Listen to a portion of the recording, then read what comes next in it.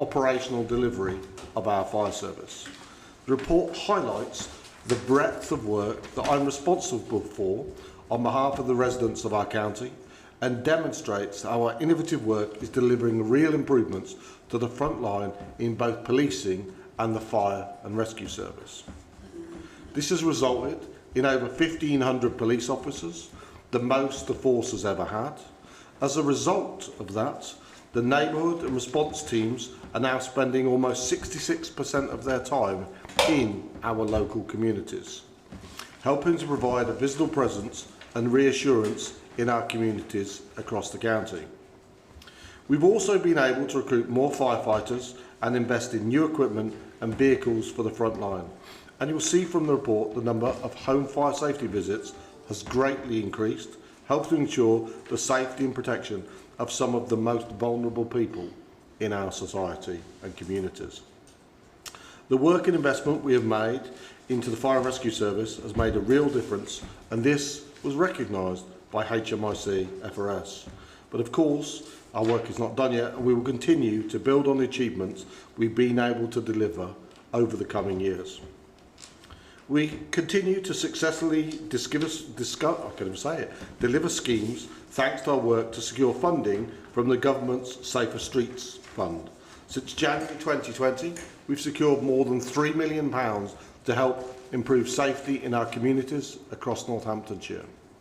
Over the last year, we've delivered schemes to help improve the lives of our local residents and to help combat violence against women and girls across the county. We're justifiably proud of what we've been able to deliver in collaboration with our partners. And I would welcome anyone to come and look at the various schemes and see for themselves how this is translating to priorities in the police and fire and crime plan into deliverable schemes across the county. We continue to enhance the distinctive and innovative approaches to early intervention. The team continues to expand and draw in new specialisms to enhance the support for those at risk from entering the criminal justice system. It's clear to me from the results we see and the positive feedback that we're getting upstream helps people make better life choices, as well as helping to reduce the impact of crime, exploitation and domestic abuse on children and families.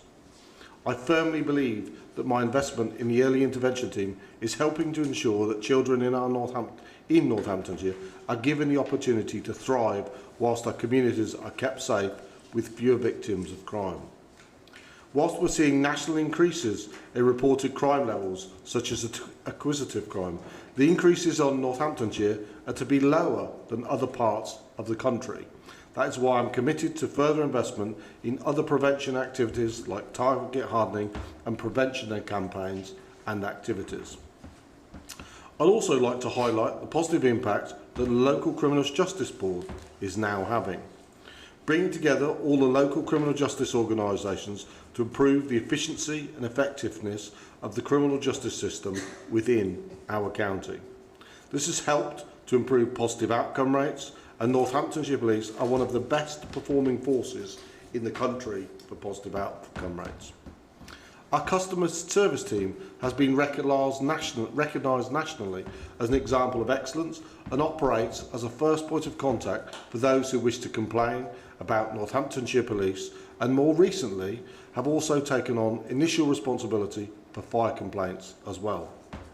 Whilst there's been an increase of almost 25% year on year, the number of people contacting a team, you will see from the reports, the team are able to respond to around 60 to 70% of those, with the rest referred to professional standards to investigate. Our role in the complaints process helps to strengthen my role in holding the chiefs to account and to provide confidence to those who feel let down by our services. However, as some members have previously asked about the level of demand and work involved, I thought it would be helpful to highlight the difficulties we experience with some individuals who exploit the process because they're dissatisfied with the outcome that they've received. For example, in 1 month, one individual submitted over 40 complaints to the force, of which only 8 were deemed to be appropriate to be referred to PSD. We will continue to lobby government as we believe the complaint system needs strengthening so it becomes more resilient to attempts by those who wish to abuse it to further their own agendas. Finally, Chairman, we will also like to continue our work with our MPs to lobby the government to finally address the historic issue of underfunding for police and fire services for Northamptonshire. The current system is clearly not fit for purpose and needs to change, and the need for change gets clearer each year. I am also very grateful for the support the panel has given me on this issue. As we look to the future, it's vital this issue is finally resolved to ensure that the investment we're able to make in our frontline services, both services, continues to help to meet the demands of our ever-expanding population. We're proud of what we've been able to deliver this year, and this work continues each and every day, with more officers on the front line in both services, more investment in prevention and greater collaboration. We'll continue to work together with our communities to make Northamptonshire safer. As ever, happy to take any questions on the report. Thank you very much.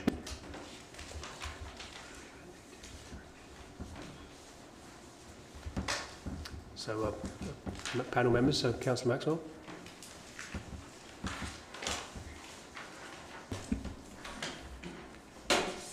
Whilst I think your report is really good,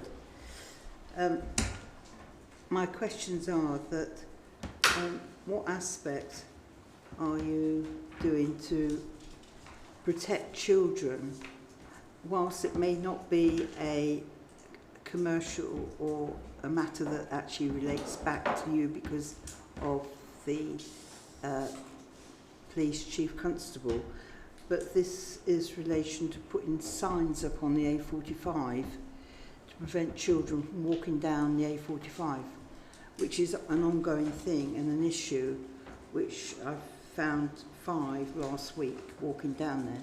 So what can you actually do to protect children? Could you put signs up like they do on the A1? So I take it from what you're saying that you're talking about road safety in this sense. Okay. I don't know the particular instance you're talking about, and I'd be interested to know a little bit more about this outside this meeting, and we can look at it. It's worth just reminding one of the things that we have been doing. We set up the Northamptonshire Safer Roads Alliance, and funny enough, myself and my colleagues in the middle of September are having, and I say my 5 PCC colleagues are having a road safety summit just over the border in Lincolnshire to actually make sure that we all look at and share some of the best practice that we've all been doing. We also have, because sadly there continues to be a reasonable volume of people that need to go on speed awareness in our county, there is a small levy that we continue to make that goes into a road safety fund. So, like I said, I don't know the specifics of one you're looking at, but I know, for instance, in Kettering, I funded some safer walking school. But we've looked at some I don't want to call them. They're not actually speed cameras, but they're actually those ones that highlight your speeding. So there are a number of things, and we're open to community groups, parish councils in terms of coming forward. I don't know the one you're talking about, but I'm very keen to support them. I think my colleague wants to say something before you come back. I was just going to suggest that if we're talking about signage on... Oh, sorry? It is on. If we're talking about signage on roads, I would suggest that's probably a matter for the Highways Authority rather than for the police. Can I just follow that up actually? I've looked into it, and on the A1 they've got a specific sign before you go up the A1 telling you no horses, no motorbikes and so forth. It may be Highways issue, but actually I think it's up to the police to instruct it in the first place. That's good. What I would say is we can arrange for you, the right place to do it is if you go to a meeting of the Northamptonshire Safer Roads Alliance, you have police, fire, local authority, all the people you would want in one place. Policing can't do it, Nicky's right, can't do it by themselves. If you go there, that would be the right place to take that to. There's also a distinction between the A45 and the A1, because the A1 falls under the responsibility of the Highways Agency, which is a national body, and the A45 is a detrunked road, and therefore the responsibility of the local Highways Authority. Okay, so thank you, Councillor Maxwell. Ms Woodhouse. Thank you, Chair. Good afternoon. Having gone through the report and having listened to some local conversations, there's some concerns around the level of violence against women and girls, and that seems to be increasing and it's on the rise. And I just wanted to ask if you could provide some kind of reassurance in terms of the budgeting that goes towards funding services, whether or not it's sufficient, or do you need to increase that in terms of looking at when you look at the outcomes of from the services, those who are engaging with the services, are there gaps that needs to be filled? So that's one.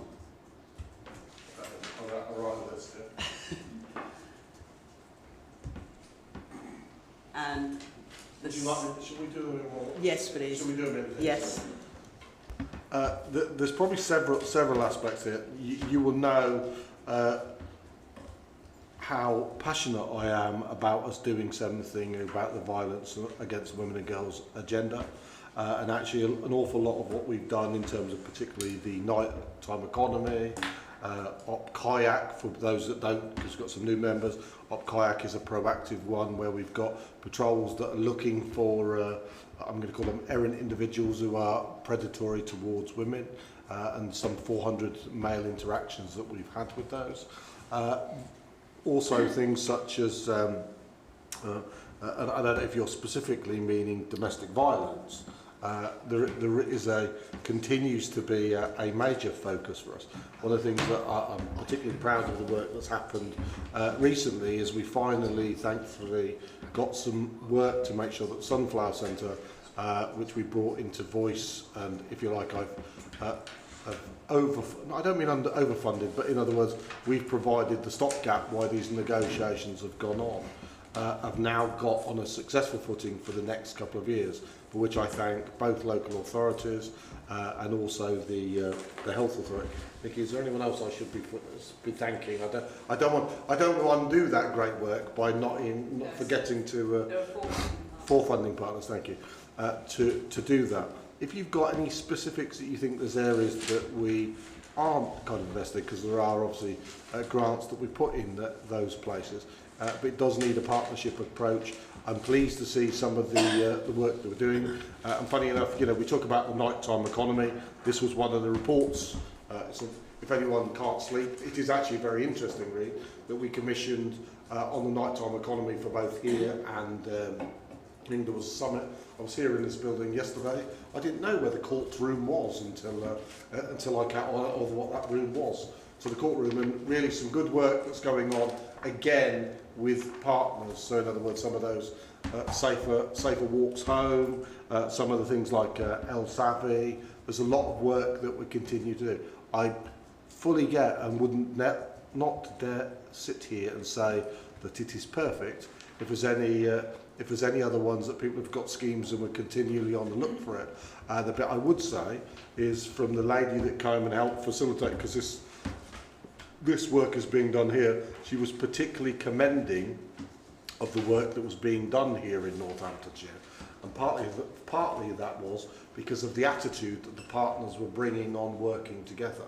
I genuinely believe that there's some really good, and I can only compliment, the CSP leads that were in a meeting, Northamptonshire Police, there were, local businesses, all had a very vested interest in that.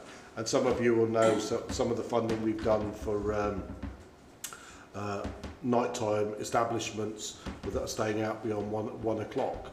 There was a serious sexual assault that, as a consequence of some of the stuff we put in, someone was detained very, very quickly. So those deal with kind of the nighttime economy.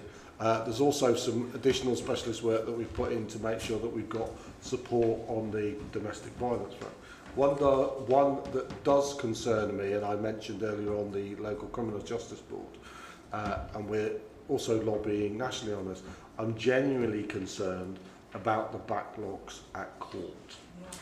And that is a real concern, because what's that genuinely is meaning, we've got a Northamptonshire police has done some fantastic work. We put a team of case builders together so that we could put high quality cases in to make sure that, you know, we were doing the very best that we could for victims. And the chief tells me that I believe we were top in the country for case file preparation. And that might be a thing, but my key ambition has always been for the force. It should be in the top quartile. That needs to be its ambition nationally.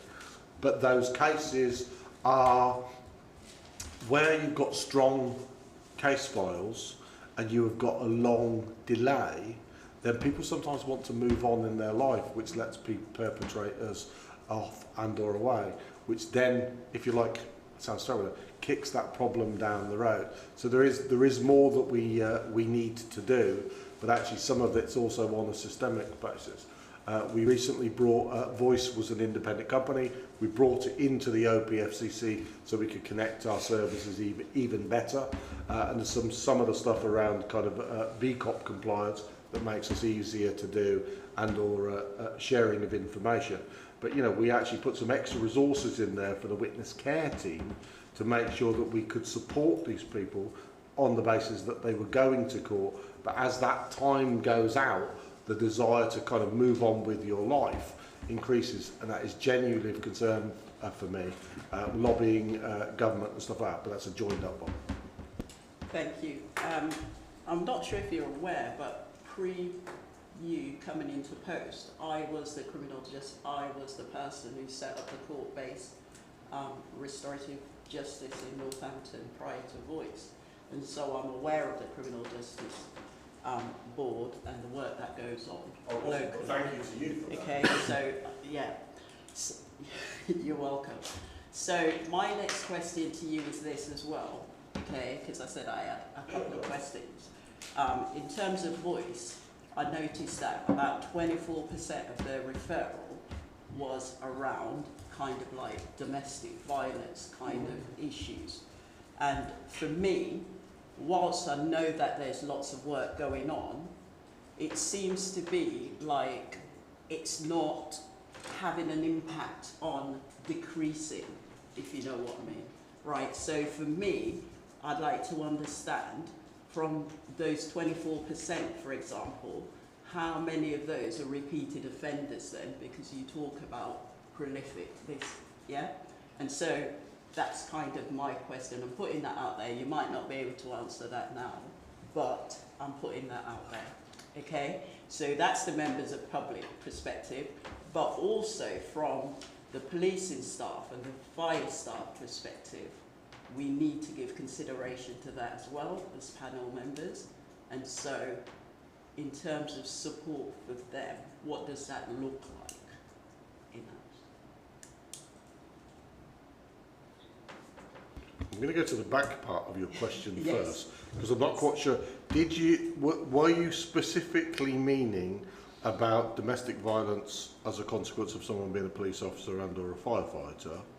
Or were you... Yeah, in general, okay. and that the support is in place for them, and how is it's that? an interesting one. The reason I you might not know this, or it might be a question you do know the answer to before you ask what I was about to say, is one of the things that I have been unhappy with, and you might notice it's there in the minutes, is to what independent support was given to members of a police or fire staff family who was suffering domestic violence.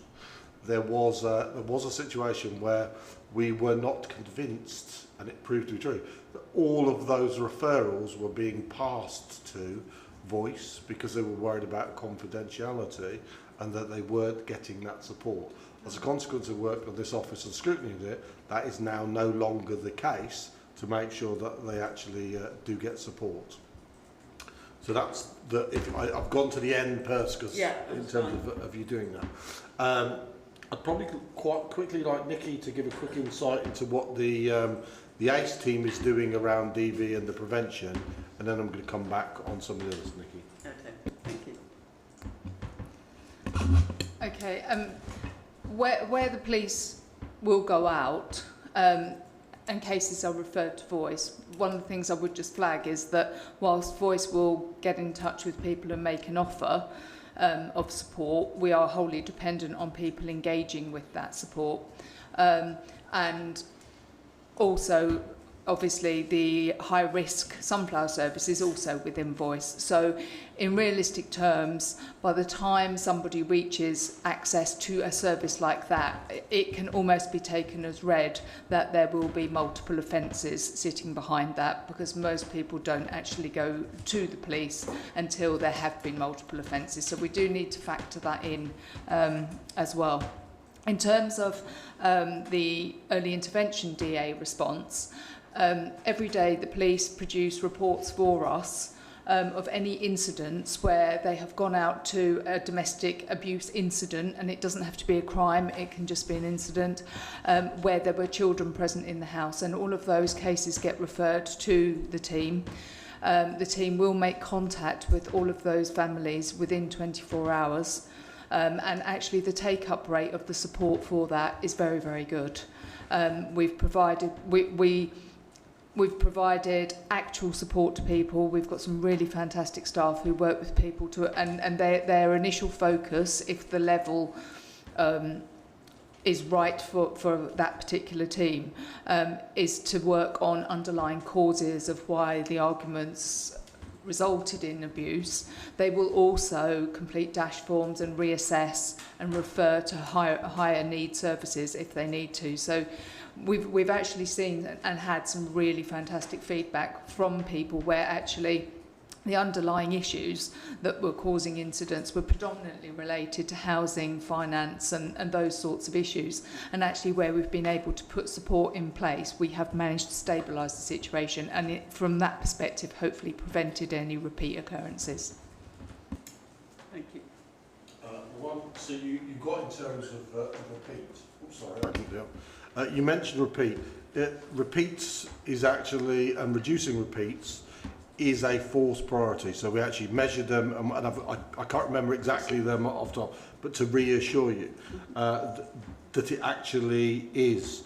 And I just take an issue with something you said, because I don't think you meant this, but I just want to be clear on this one. We are still in this phase. It wasn't that long ago that policing classed a domestic as something that they wouldn't go to. When you actually look at the damage that gets done in families, it's quite terrifying that it's in the 2000s that was still the case, that it was kind of ignored, and now we better understand, if you like, the trauma and the bit that goes on, because actually we talked a lot about ACEs in the past, those adverse childhood experiences, and actually the trauma that kids go on that then pushes for, leads them on school exclusions, gangs, substance misuse, all of those kind of things. There is also, I'm working with the Nikki's team and the council to make sure that we can add stuff around the whole PHSE, and we funded some stuff in terms of plays to actually show people what a healthy relationship should look like. Because actually, if you've not got those role models, then you're likely to carry on those same pattern of behaviours yourself. Sadly, we are still in that phase that we are encouraging people to report domestic violence. And so at the moment, it might sound counter. I'm not worried if it's going up, because I still know there's, if you like, hidden it. I don't think we've hit the top of the wave where everybody's doing it. I mean, Nikki, you met the other day in, I'll be careful of the language, in, was it Kettering or Wellingborough, with a harder to reach community, to make sure in terms of people that come and or are disclosed, because there is also some communities where it's absolutely frowned on to even dare to mention it. It's almost like you can't. So there's a lot more to it. So I say that I don't mean it how it means, and I can always get misquoted, can't I? I want those numbers to keep going up until we're all satisfied that everybody is reporting them and actually demonstrating it. But also we're tackling it at both ends to make sure with young people that actually we say this is not acceptable, so actually that they know that it doesn't lead them on a journey. And as I was discussing with Mrs Shields, if you look in some of our youth statistics, we have a higher propensity of young girls involved in crime than in some other parts of the country. And we kind of need to understand why, and some of that is actually, so some of the challenges that's going on in the household. But the bit I want to commit to is it's absolutely a key priority for me, because actually it's so much comes from it. Because actually, if you're in a troubled family, and as a consequence of that trauma, you're likely to self-medicate. You're going to then help, you're going to add to my drugs problem, that's going to add to my knife right. All of these other things kind of start to spin out. So if there was one that I said is at my core that I need to do something about, it's quite frankly, is DV and sexual violence. Thank you. Councillor Mercer. Thank you. Sorry, were you still... No, it's all right. Go on. Okay. Excellent report, but I think a couple of things that you've mentioned that you're very keen on that I didn't see in the report. And you mentioned AMPR in relation to the racecourse, but I know that you've put AMPR out everywhere and that it's been very successful. So I was surprised not to see that. And also the right person, right care, because that is also something you've mentioned several times. And what particularly worries me is the fact that 40.3% of detainees in a detention centre had a mental health condition. That was on page 19. So that right person, right care is essential to try to get the right care for those people and make sure that they are looked after in the correct way. I had a couple of questions. One of them is so they're just comments, but one of them was to do with the new money from the Home Office, where there were two options, and it was either immediate justice or conditional caution, and I wasn't quite clear what had been decided there. And the other one was on the complaints, where they were up 15%. Now, I just wondered if that was sort of in line with other places in the country, or whether it's out of step. And obviously, I know that sometimes you said before about these repeat complainants, and how much is that problem rather than, outright complaint.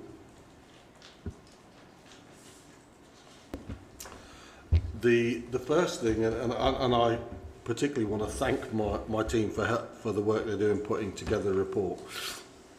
I have to sit in front of you for quite some time. If I wasn't careful, I could have written, because there's such good stuff going on, I could have sat here for a lot longer and it could have been an even bigger report. But I didn't like to kind of keep repeating it. So if I take the AMPR, for instance, obviously the significant investment was that over the last couple of years, and I've previously talked about some of the positive things. The AMPR in this one just related to the specifically the race course. And it's funny, actually, some of the challenges that we have, and understand why, because we don't want to become a Big Brother society.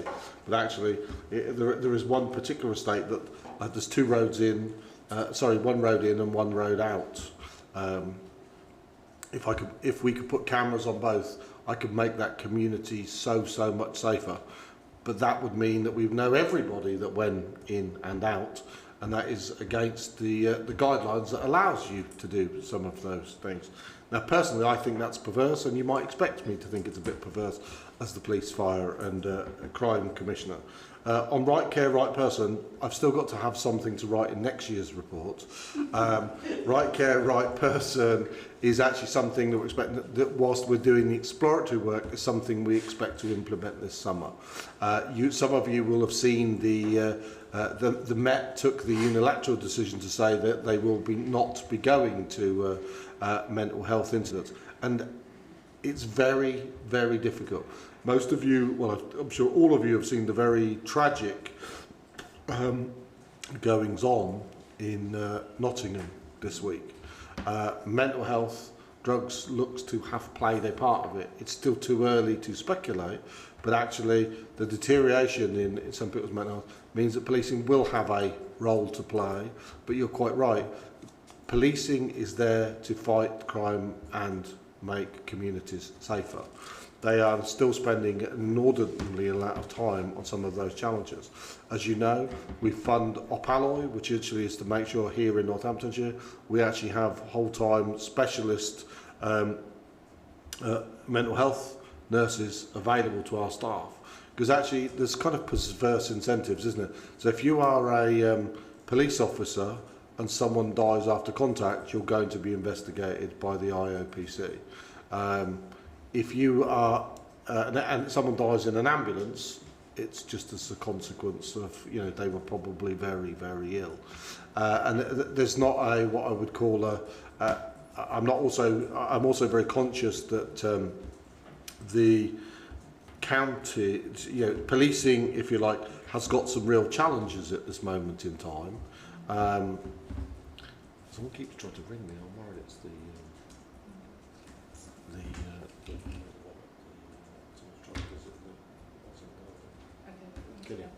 Thanks. Policing is under pressure in terms of confidence at the moment, so we understand why. That is part of the reason that there is, in terms of complaints, there is a bit. I mean, one of the ones that I mentioned there, quite a lot of our complainants have mental health challenges.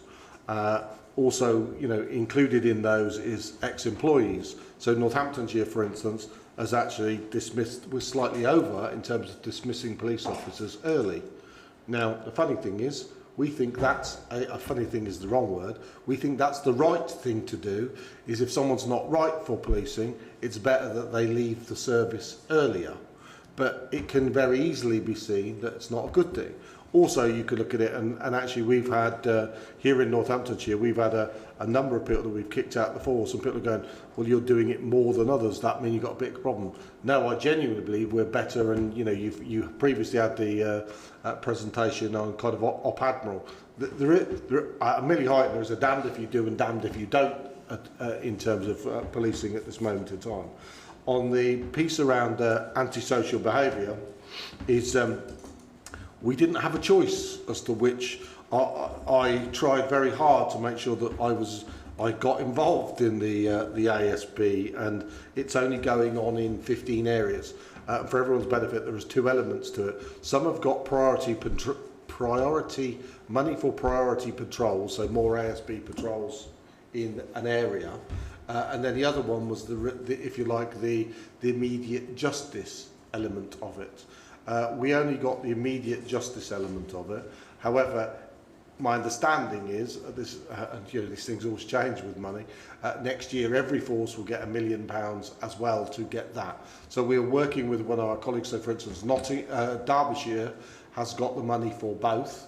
I have actually set aside I'm sure Mrs. Shields will ask me about underspends a little bit later on. And also, she's already forewarned me she could talk about Barons Avenue, so the statement I want to read, I'm saving just for you later on.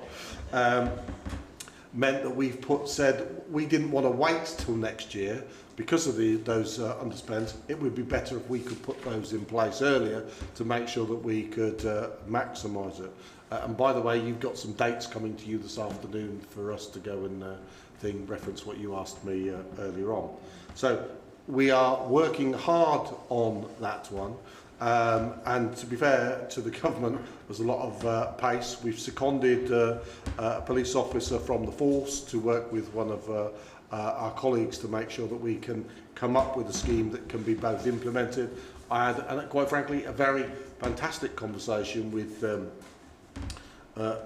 the probation team on the community payback, because if anything, I wanted to make sure that the money I spent, I've been given £1 million for that, was going back into the system. So yes, I could find a local, and I'm nothing wrong with getting a commercial contract to someone doing it, but actually wouldn't it be better if I can put it in conjunction with a very valuable service that enables them to enhance their offering around community payback. Some of you will also know that we've also done some bit to introduce a bunch of the parish councils. I'm happy to do the same for the town council. So if you've got areas that need doing up, they've got resources that they can come and do. That might be paint school, paint thing. So actually as part of that community payback. So more to let you know on that one. But how can I put it? Wouldn't be surprised if they're in next year's report. So just so we know we're with speakers. So Miss Woodhouse, as I cut you short, I will correct the error of my way, so you may come back in. Then we've got Councillor Baker. Then we have a question from the public. Then I've got Mrs Shields, and I think Winston, have you just indicated? So Councillor Strachan as well. Okay. Right. So it's Miss Woodhouse. Thank you, Chair. The questions come back to me now. So we spoke about providing a service to the general public, and I mentioned that we need to be looking at our police and fire staff, staff members as well, in terms of when we're looking at against violence against women or male in both areas of work. What level of, considering that actually, going back to the last meeting, that it was reported that the force was misogynistic, this kind of stuff, that kind of stuff. How is that monitored in terms of both services, and how are staff members supported? And I think I said that if you could answer that question now, I'd be happy for you to just hold it, because I'd like to have the answer to it at some point, please. Okay. Thank you. Can you turn your mic off? And then Sorry. Thank you. First of all, I want to give you some reassurance in that. Were you there for the presentation around Op Admiral last time? Yes. Okay. So Op Admiral from a policing point of view is a really important. So first of all, and some of these are national. We recognised this problem some time ago and put the extra money. Chief had a serious conversation, and particularly talking police here, about a team, if you like, that would go in. So we were well placed to make sure that we, in terms of standards, so we're looking at in terms of recruitment, behaviour, communication, in terms of. One has to be very careful, because you will always be representative of society, and we should be better representatives of society, and being good and bad. But policing holds that unique power that someone has the ability to detain someone of their liberty. And so quite rightly, there is extra scrutiny on them that you would expect. But one of the things we've done, I mentioned that we had got a higher number of people that we were removing from our organisation. The bit that probably gives me one of the most confidence is those disclosures came from within the force. So in other words, there is a genuine acceptance that this behaviour is unacceptable. And so they are actually, if you like, disclosing. We've got confidential reporting and some of those sorts of things have made it. And we have rolled some of those things. Deborah, who's sat over here, and has been leading some great work from the fire service side on a programme of work, and it's probably one we should bring to you at a future one, are proud to serve, to make sure that we learn those lessons. So having gone through some of it from policing, You've also got the bit that we've got with that we had the data wash. So some of you might not have picked it up. We sent all of our police officers, our staff. We sent all of the OPFCC staff. You will have noted, because of my position, I'm actually exempt from it. I felt from a leadership point of view, I should go through the data wash. Everybody went through the data wash, and we're now picking our way through it to make sure that anyone who shouldn't be or has done something and they haven't disclosed it. Now, that's not necessarily an easy thing for an organisation to do. But as you saw from Ivan and Liz, who presented last time, very proactive in it. But some of those lessons around confidential reporting are useful. Also, and I expect to have it this week, you'll know, and it's not, I can't bring it to public domain yet because I need to meet with the two chiefs. I commissioned the Ipsos report to actually talk about some of the stuff that, something similar to that is also kind of going on. There's an awful lot of work going on in those areas to make sure that both everybody understands appropriate behaviours and also, you know, making sure that EDI, our teams are reflective of the society they serve, so proactive teams that are going and engaging communities to attract, and leveraging that across both, and that bringing together in terms of HR. So I wouldn't want to sit here and say we're in great shape or anything like that. I will wait to see what comes back. It is likely that I would expect in the September, October, November time frame, that kind of final quarter, I would expect to see HMRC FRS inspections for both, and they'll give me, if you like, another insight as to kind of where we are. So I think genuinely there is a decent commitment to it. Are we where we would need to be? I would say policing is probably in a stronger place than the fire service at this time, but that's also on the basis that they've been started that journey as a consequence of some of the terrible events that have kind of gone on.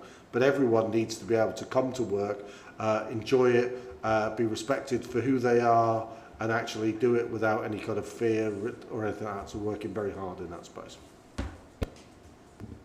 Thank you. And I asked that as well because on the back of that, I noticed that you was doing a review of future support needs of, I think it's a fire service that put it in the report. And for me, it's important that these questions are kind of asked now because that may form part of the,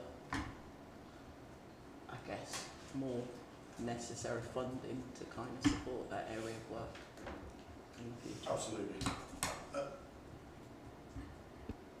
And that continues to be a real challenge to us, doesn't it? I mean, at the end of the day, the fire service joined us from the county council. I'm not trying to be a broken record, but the bit around kind of money under investment for a number of years meant that, you know, some of the what some people might have perceived are nice to haves, which really were must haves, were not invested in. And as a consequence, and that's, you know, I would sit here and say that, wouldn't it? But as Police, Fire and Crime Commissioner, the Enabling Services team, and I'm not saying it's perfect because it's, you know, it's still in its infancy, that those joint facilities have allowed us to hire quality individuals that neither could have hired by themselves, whether it's HR, IT, finance, fleet, those sorts of things. It takes time for the full benefit of all of those things to come in. IT is a good example of that. We're nowhere near where I would like us to be on technology, but we have a unique problem in Northamptonshire. You know, Barclaycard is great to have in here as a you know, Santander in Milton Keynes. All of these are very tech savvy organisations. You know, I think Barclaycard is recruiting 300 people. That's way more than we've got in the totality of our department. That pushes up prices. It's harder in terms of retention. So actually, that, you know, whilst we're not where we want to be, as long as we understand it, and I can't just throw money at it because I haven't got it. But that's why, if you like, funding formula is quite important. But we are continually looking for any efficiencies that we can make or doing things better. But I've also been accepting, as Mrs Shields, I'm sure we'll dig through the value for money profiles at some point. I'm ready for you. I've got some good stuff for you, I can tell you. I'm ready this year. you know, like we look like we're over on the police profiles, but then that's partly because we put some of our enabling services we put on the police payroll. So it looks like they're higher, but they're not, because it doesn't take account of fire income that kind of helps to pay for them. And that was a very long answer to it, but there's some points I wanted to make in that. Thank you. Thank you. Thank you, Chair. Councillor Baker. Thank you very much. For those of you who don't know, I'm the portfolio holder for Children, Families and Education at West Northampton Council, and I'm hoping this request will be a shorter answer for you. Because I'm very interested obviously in your early intervention support for community and also your youth team. We have applied to government and we're on the shortlist now for some funding for youth workers. So what I'm very glad that my early intervention has just come back now for that. The way you're going to ask a question. Yeah, well, I'm not going to ask it now. I'm going to say we're on the shortlist now for government funding for some youth workers. And on your basis of, I wrote it down here that you mentioned 4 times working together. Can I have a meeting out of here with you to actually understand exactly what you do so we can dovetail what we do to fit? I would like to give you one answer that just says yes, but I could say yes, we would absolutely love to, I think is what we'd say. Thank you. Yeah, short answer. Good. We are also involved in the Youth Offer Board and everything, working yes, alongside you. I just think I need a lot more understanding of it to fight the corner. Yeah. Thank you. Thank you, Councillor Baker. So before Mrs Shields, we have a quick question from a written question from the public, which James is going to put to the Commissioner. Yes, thank you, Chair. Yes, as the Chair said, a member of the public asking to raise a point and that the Chair was happy to take, which was around the Commissioner's response to issues relating to illegal or antisocial use of e-scooters and bicycles. The member of the public was particularly concerned about risk of injury to pedestrians from, for example, riding on pavements, or though e-scooters being ridden at excessive speed or close to people on foot. So asking for the Commissioner's position, the Commissioner's response on that area. Let's first of all say we've had some very tragic incidents here in Northamptonshire through the illegal use. You know, some people have lost their life as a consequence, one with life altering as a consequence of the illegal use of them. I genuinely like to see the government grass the nettle, because it's unclear for a lot of people what you can and cannot do. I've long, I will also say, and it's up to, as the law stands, they're illegal and policing should enforce that. And if anyone's got examples that they're not, then please let me know through the complaints and we'll look into that. But I actually think in the long run, it's one of those, do I think actually e-scooters are a good idea? I actually think they are.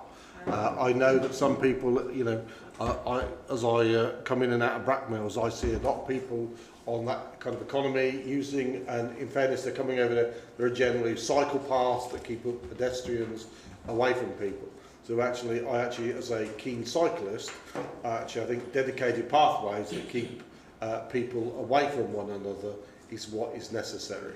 And I think that's a case around kind of infrastructure. So if you like, I'm answering it 2 ways. One, I am a fan of them, because I actually think they genuinely add real benefit to the people that use them. And I can tell you, I've even used one myself, and I know as a frequent visitor to my meetings in London, you'll be pleased to know quite often I try not to use the tube, and I am a big fan of the new electric Santander bikes, or they used to be called Boris bikes. They're probably not, Boris is not a popular name today, is it? So I should, London bikes or something.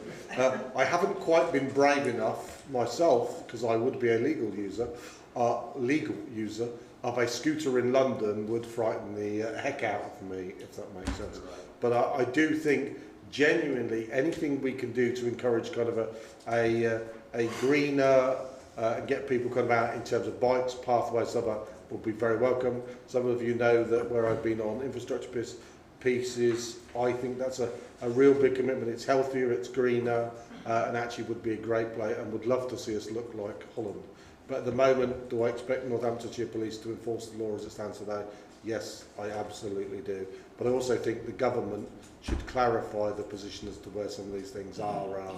Because actually this perception that you're not allowed to ride them on the road almost encourages them to ride them on the pavement. And that's where these issues occur. Thank you. Yeah, just to add to that, as a keen cyclist but a great supporter of electric bikes and scooters, I think I'd like us to encourage the Commissioner to the Chief Constable to look at the misuse of these, because I think that's going to be an impediment to those, because you almost, as on occasion cyclists are vilified because they run lights and things. We need everybody to play in the take part, play the game, and then you've got people on side as opposed to offside. That's the thing. It's problematic. I think Councillor Maxwell wants to come in on this particular subject.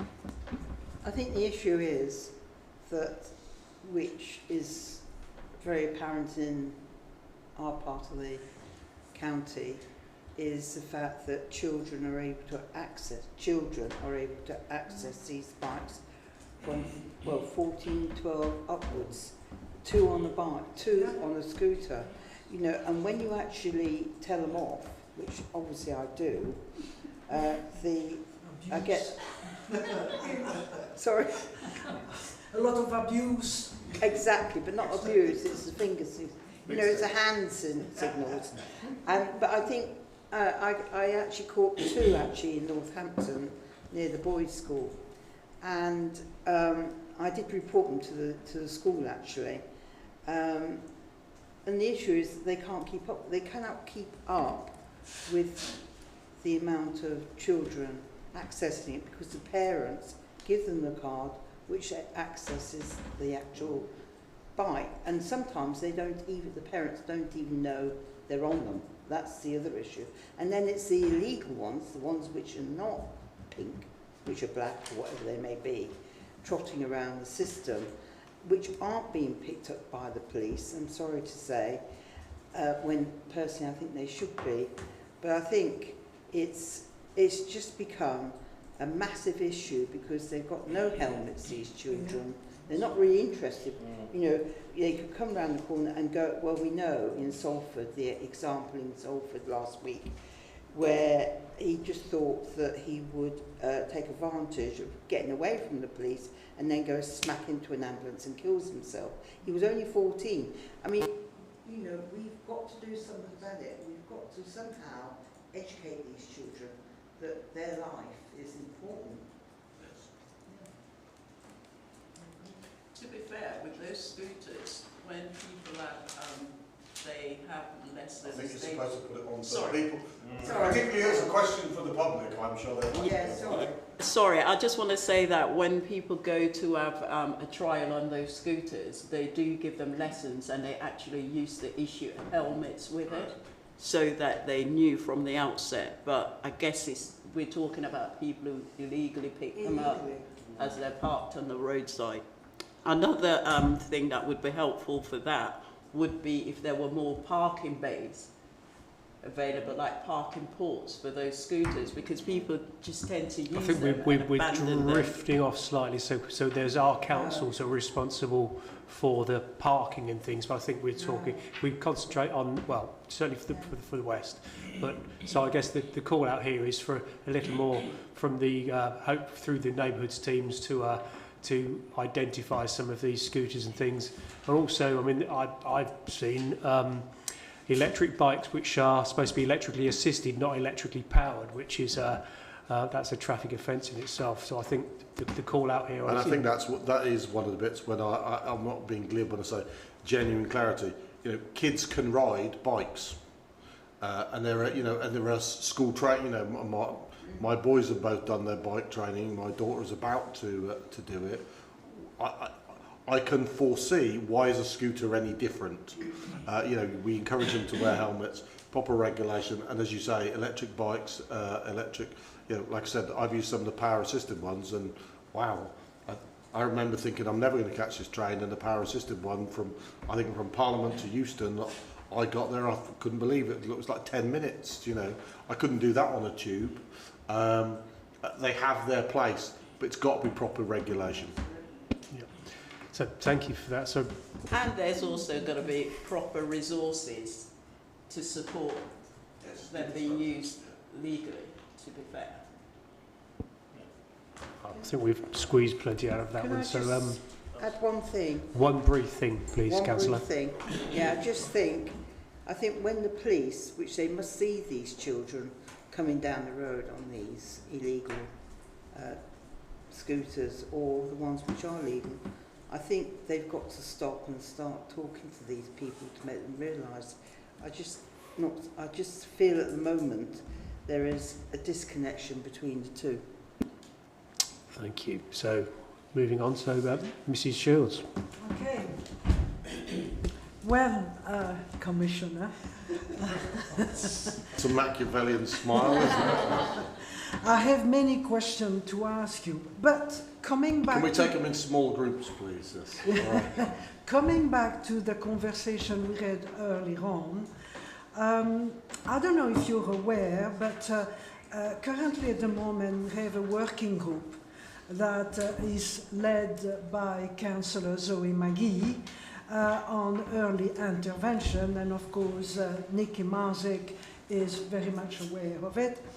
One of the things that you have been saying many of times is that when you are policing, you want to have the community with you, because the police on its own is not enough, so you need the community on your side. So I'm not going to go into all the various recommendations that I have already prepared. I have suggested to Nikki Marzek that I will email them because it's linked to the work that we are currently doing, but also for your report that you have mentioned. But one thing I was going to say is this. You say on page 32, on the protect and support those who are vulnerable, the top four, right? The top four domestic incidents were referred to by the police is family issue, harassment, emotional abuse. So one thing is, I'm short of a fourth one, because that's what you say. You have top four issue reported by the police. So it could be a topographic issue, or you have forgotten the fourth one. So linking to that, my recommendation is this, especially in view of the stabbing that has happened just recently, two in University of Northamptonshire, and of course that one young man coming back from King's College. Have you considered to take a consultation process with black and ethnic minority children, practitioner, community group and family to understand the reluctance to engage with early help services and devise an action plan which address the barrier? Because a lot of people are frightened sometimes to come forward, and so and because you've highlighted again on your statistic,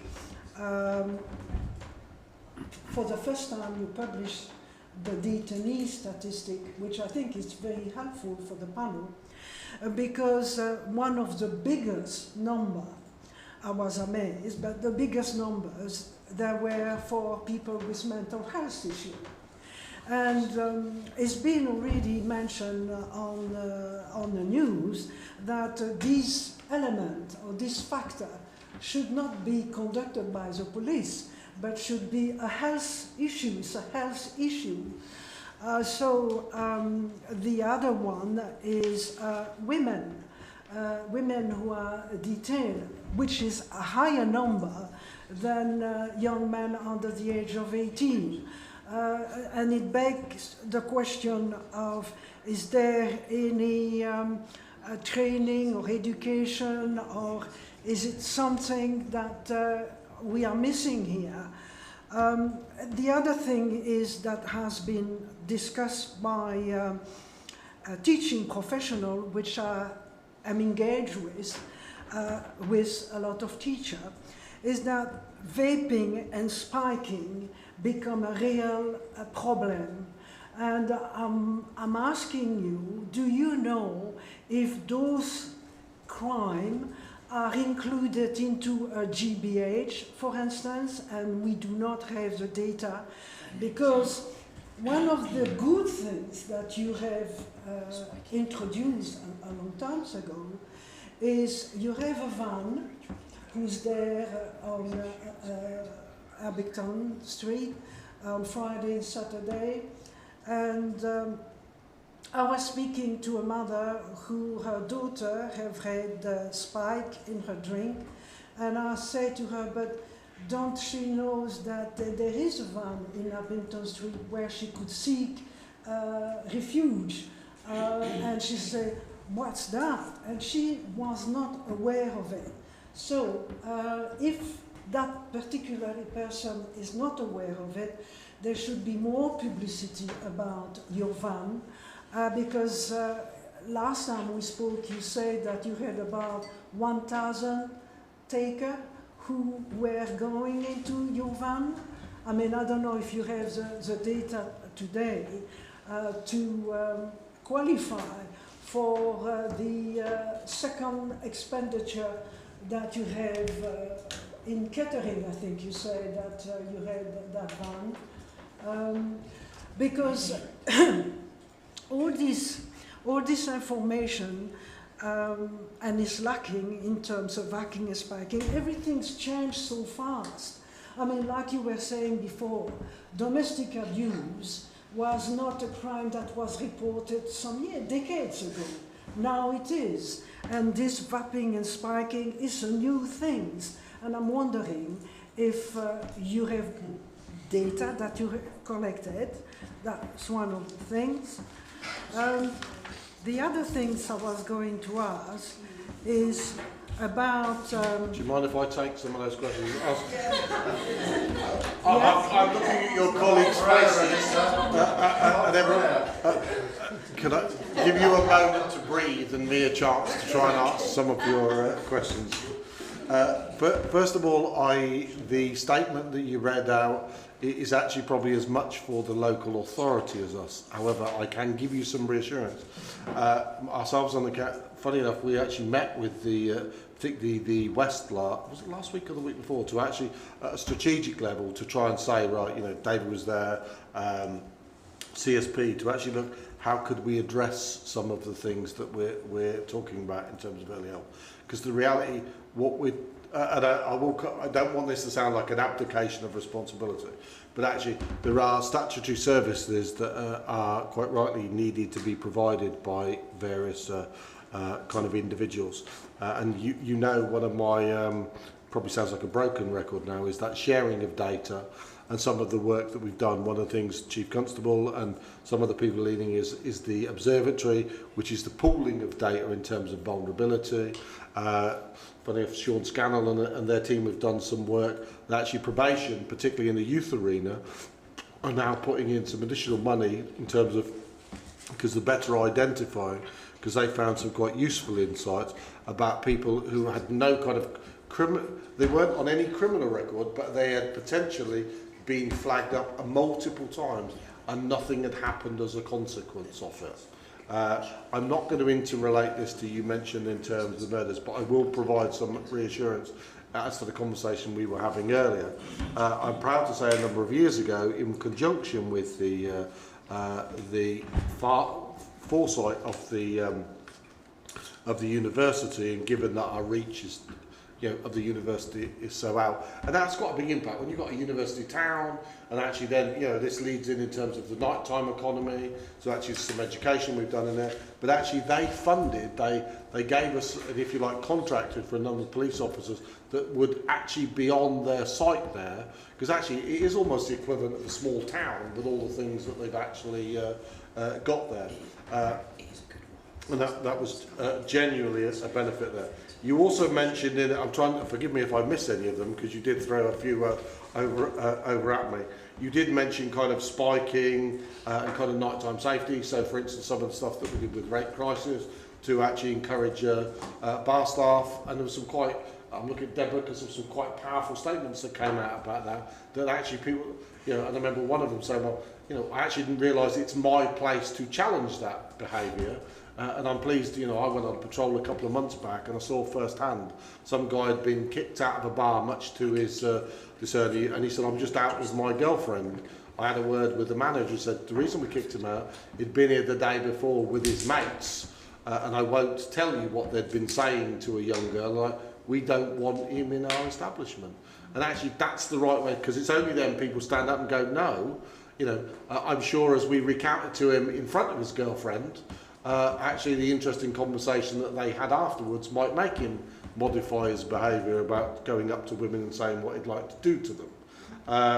I can reassure you the rollout of the snow van in the north will be this summer.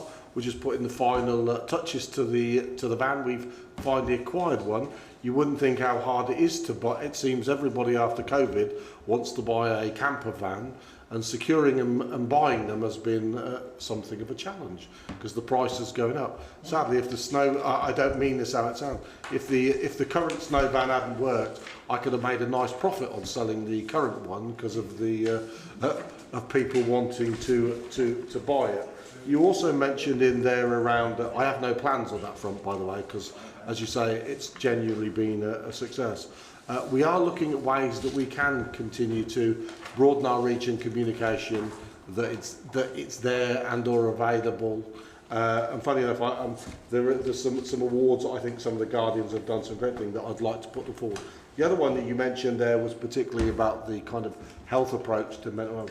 This is a real challenging one. Right Care, Right Person has a very thoughtful way of doing it. We brought up at the LCJB, there is some work going on between police and the Mental Health Trust, because actually it's no good also policing going, well, we're not going and no one goes. But actually genuinely I don't think police going to it sometimes, if you've got someone who's having a mental health episode, seeing someone who has the ability to detain you is likely to add to that anxiety rather than detract from it. So Right Care, Right Person is putting the frames and works in place nationally what enables us to roll some of those things out. But it's got to be done in partnership. I think I answered all the bits that you said there. I'm sure you'll tell me if I didn't. I'll take the others. Nikki would like to come in on one as well first.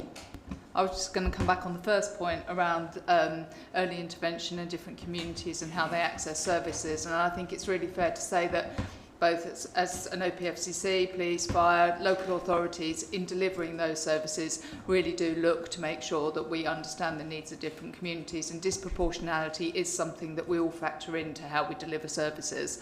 We are aware that there are some barriers in certain communities to wanting to engage with services, and that tends particularly to relate to more recent immigrant populations where their willingness to engage with services is actually linked to their perception of involvement in services in their previous home countries. So again, in dealing with specific communities like that, we all as partners do try to make sure that we maximise the ways in which we can engage people from those communities and get them to understand that accessing help is not a negative thing. Yes, I was adding to your comment, Nikki. A lot of time I have travelled in Africa and various places. A lot of time British people, I would say, apply their notion and their know-how and their savoir-faire to other nationality, and sometimes it does not work because you have a culture, and unless you learn a little bit of that culture to apply an action plan that is going to be effective, then I say that because part of the management expertise that I have read over the years, a good example was in a private sector, the quick fitter. I don't know if you were aware of it, but he was here in Northampton, and he thought to implement his British marketing in France, and it did not work because he didn't take into account the mentality of the people. Similarly, if you were to do that in Germany, it won't apply. So you have got to be aware that the culture is a big issue to try to get these people on board. Now, can I just emphatically agree with you? Sorry? Can I emphatically agree with you? Because actually, one of the challenges we found, particularly, we've had some, if you're not one of our fastest growing populations, some of the kind of Eastern European, and actually, thankfully, we've had some of those come and join the force. But actually, we, of course, those that have, and by the way, I'm in no way saying that everyone's experience of policing in this country is great or how it should be. But in many cases, it's a lot better than it is in other parts of the world. And actually understanding that some people don't want to report something because they think, well, actually, I might have come from this country, and actually, a bung is the way it works, and actually, I haven't got money in some of those. So actually, there's a lot of work to also try and break down those barriers, which, if anyone ever kind of gets hold of that bit, so we must be reflective of the community we serve. And that's not a static thing. It continues to grow, evolve, and make sure it's represented. Because actually that insight and that knowledge, I remember talking to a cohort recently. It was a fantastic, very varied cohort. Some people from a teaching profession that actually in some of that experience in terms of young kids. Someone who was a kind of a postman, and I took it up with the chief constable, so she knows an area fantastically well, and I know what Northamptonshire will do. We'll send her somewhere somewhere else, where actually she would have a fantastic knowledge of all those. And there was someone that was really interesting. He had actually worked for, and it's probably good I can't remember the country, but he actually worked in what would be our Minister of Justice, if you like, and actually had got an insight into what their criminal justice looked like. And it was I could have chatted to him for hours on just the insight. So sometimes we've got some challenge here, and no one said, but actually, British policing and the British kind of standards of life and the desire to interact in some of these things is something that you don't see everywhere, and you kind of have to take that into account in some of those places. I'm just mindful of time, everybody. We're running a little bit over, so if we could tighten things up slightly. We know Mrs. Shields has a number of other questions. So we've got 2 speakers left. So Mrs. Shields, are you? I'm just going to ask another question, and this is to do with fires and rescue statement. I'm looking at the community outcome measure, and then I find that... Which page to save me? Well, it says page 49 and also on the bottom 26, so I don't know which one to look. 49 or 26? 49 in red and 26 in white. Okay? You got the page? Yeah. Okay, so you have here the sickness of whole time and the sickness of all staff is going up.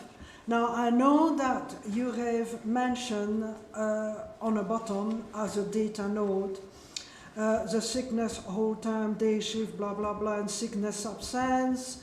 There has been a high level of sickness reported throughout 22-23. However, there is a steady decline over the last 2 reporting quota. Well, of course, we haven't got the last 2 quota, so we can only comment about what is being presented to us today. And with that in mind, with those 2 criteria, which is a bit of a concern, when you look up, you have deliberate primary fire, secondary fire, and primary fire per 100,000 population. All of these have gone up, and I'm wondering the impact of people being sick and the attendance on fire. And any explanation for that would be welcome. And also, of course, you have the protection for your revenue here, which is going down, like other consultation, other fire safety activity, total risk inspection. all of this triathlon is gone down, which you may conclude that people don't want to report the fire, or I don't know what to make out of it. Maybe you can perhaps explain to us. Thank you. I'm not sure which. Sorry, you mentioned a bit in terms of the quarters. The quarters are there. So if I take the sickness whole time, it refers to those Q3 and Q4. We unashamedly that whether it's real sickness or not has been a continual challenge for us. So if I look at, if you like, I probably should do with going back further. If I had it by month over time, sadly, COVID had a significant impact. We knew that. But then there was secondary piece of if you like, of COVID. So to make sure that people didn't infect, that we asked them to sort of stay home, which in terms of push up. The numbers are still relatively modest, and we've had a couple of long-term sick that are more like cancer and stuff like that. Is there a relation? Have I got a concern? I think I heard you almost say, have I got a concern this is a consequence of them fighting fire? Absolutely not, I've not. You know, we go to, if anything, we replaced a couple of years ago our fire safety equipment and suits that hadn't been replaced for a number of years. Some of you might notice it went from blue to a kind of I want to call it a yellow goldy type colour. I'm really not worried in that sense. And if anyone's got it, and I'm looking at Winston because he's got some good friends, I'm sure if that were the case, our friends and colleagues in the FBU would be coming at us very quickly and quite rightly, but I'm not concerned in that sense. But you've just said that you don't really know about the sickness. Could it be also that some staff may be disagreeable with what is going on with their pay rate, etc.? Is that they're going out sick when they're not really sick? It's just that they don't want to do the job. Is there an underlying problems that you may not be aware of?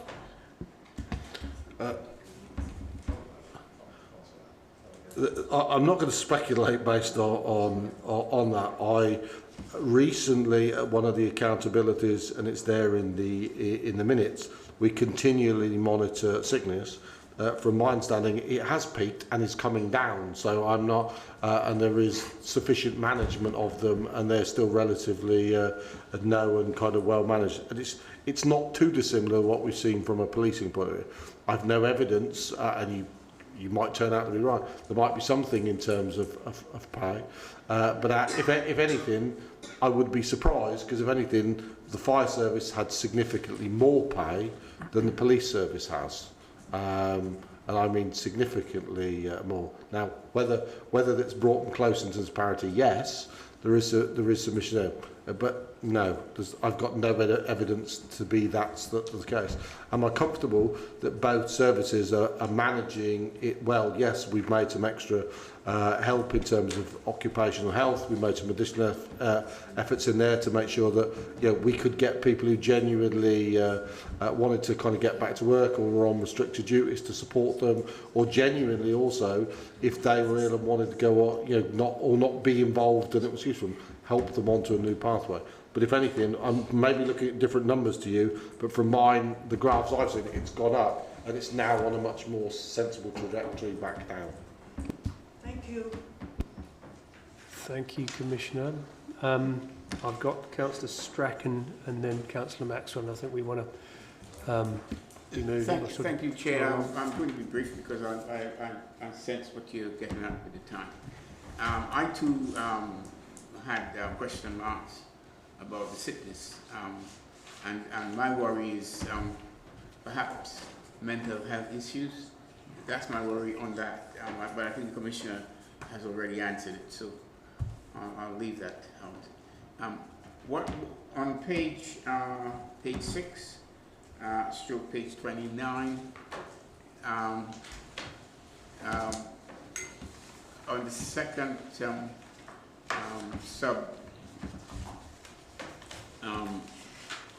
paragraph. Are we in 29 on the black or the thing? 29 on the 29 on the back. Yeah. The two numbers haven't come. Yeah, no, I do understand why there are two. I don't know. Yeah, I know why there are two because Through the you, Chair. continuing report is the figure that goes up all the time, and then you have specific thing, which is what we're dealing with here now. Your report, which is page 6. Anyhow, it's just very briefly. You talk about this Northamptonshire to pilot antisocial behaviour crackdown.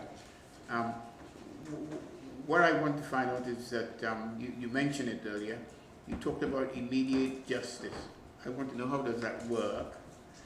And the next paragraph down, 3 lines from the end of that paragraph, you gave some figures here. You said, you talked about a 12-month trial, and you said the number of positive outcomes for shoplifting in the north of the county rose from 47 to 174.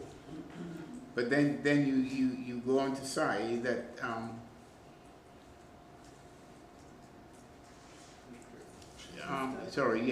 you go on to say that the increase but hang on, where is this? The number of shoplifters charge. You said, the number of shoplifters charge is only 10%. So what I want to know is that what happens to the rest of them? Does that mean that the rest of them are just allowed to go off or with a caution or whatever? It don't make sense a little bit. Sorry about that, I just got confused. No, that's right.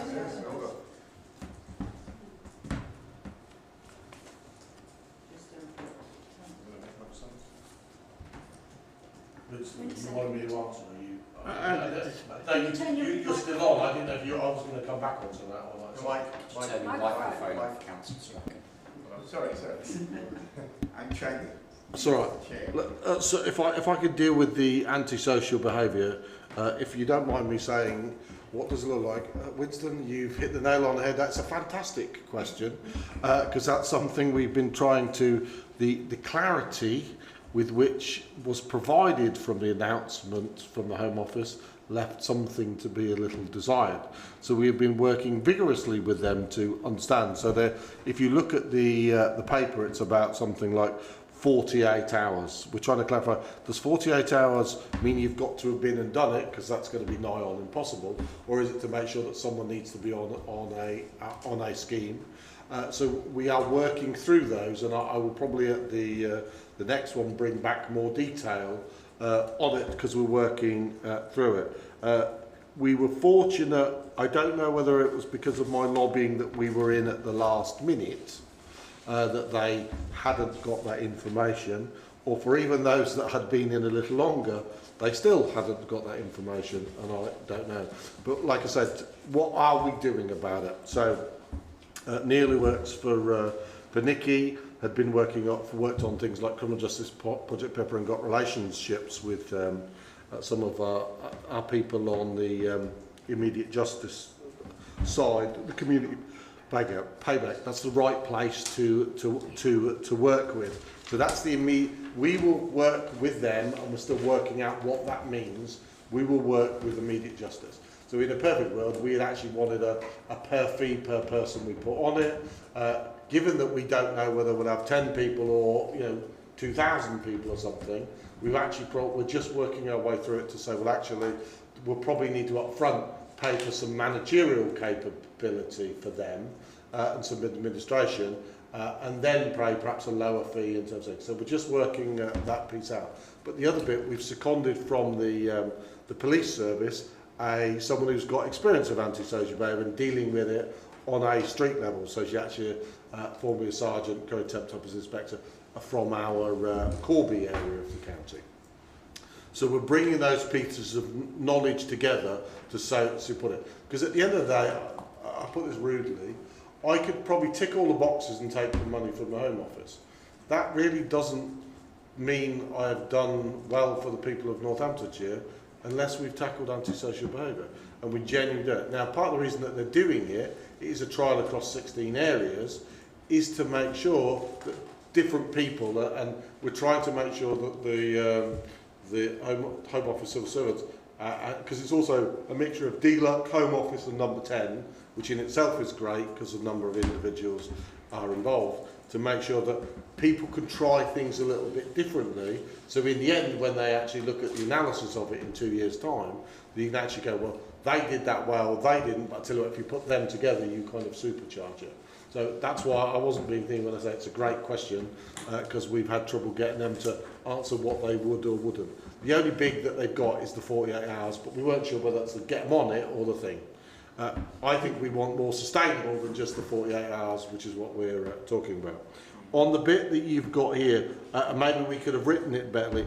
Literally, what we were saying was where I had funded, and it happened to be a retired detective in conjunction with the Retail Crime Initiative.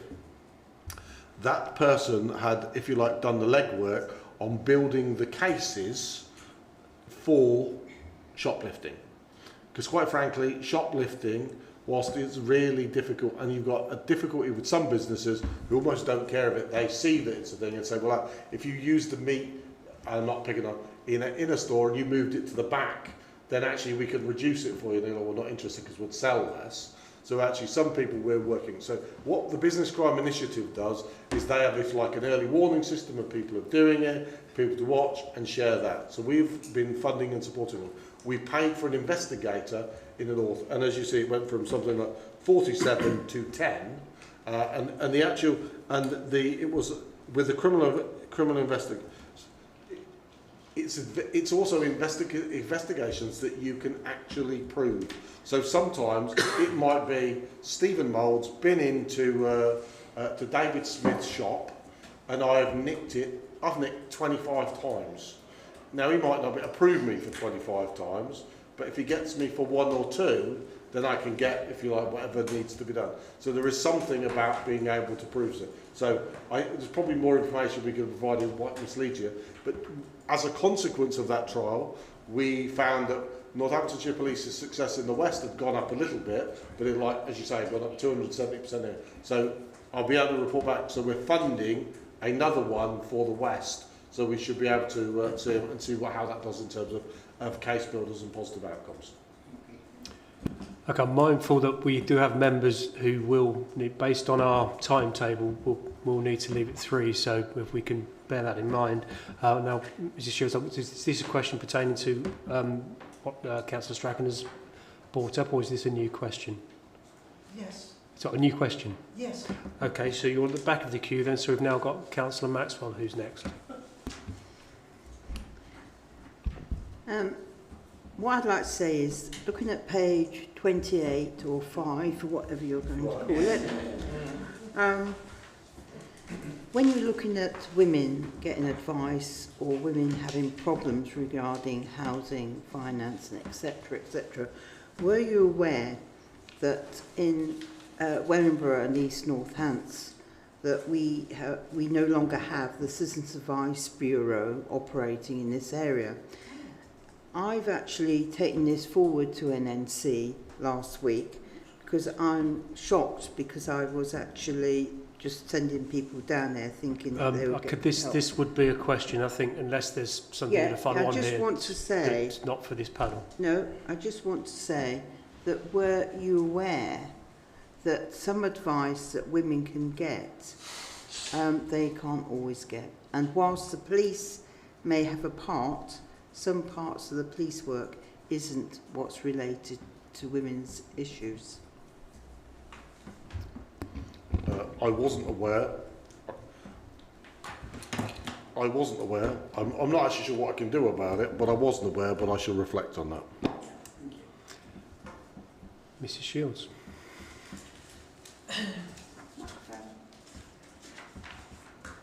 You pop your microphone on. Now, we've talked about that previously, but quick summary of my question. the complex workshop, Baron Avenue, Earls Barton. You bought it in 2021 for 3.3 million. Okay? Now, it's sat empty for 2 years. You advertise for anybody for a price for about 3.5 million.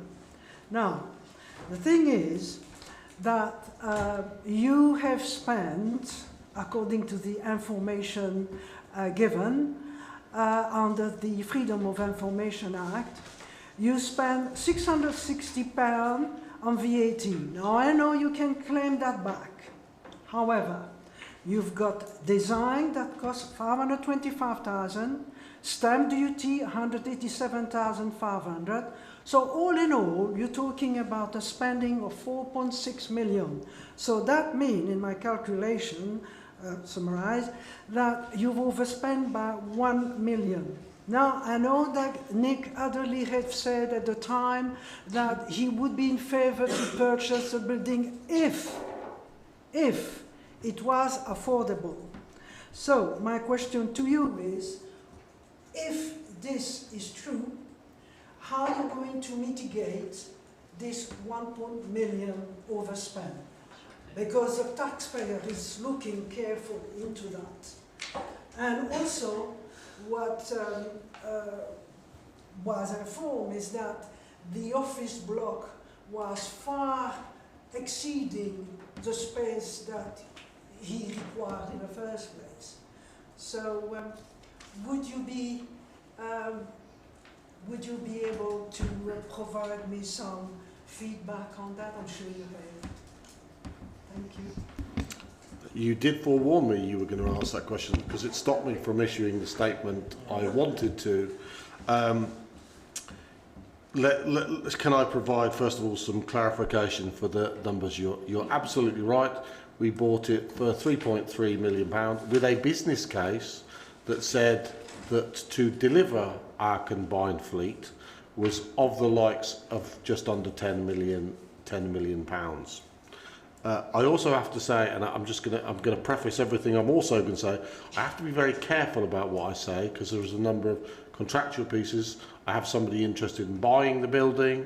I also, as a consequence of me bringing up last time to say that the building was up for sale and empty, the local paper produced an article on it, and subsequently it was burgled for a load of its Assets. I was going to say its pipes, its toilets, those kind of things. So I'm going to have to be careful going forward what information we share here that puts some of our buildings that are at risk. And I will probably discuss with James whether something goes, whether some pink papers or something to make sure we can share with you. But it's not in the public domain because it actually puts at risk an asset for it.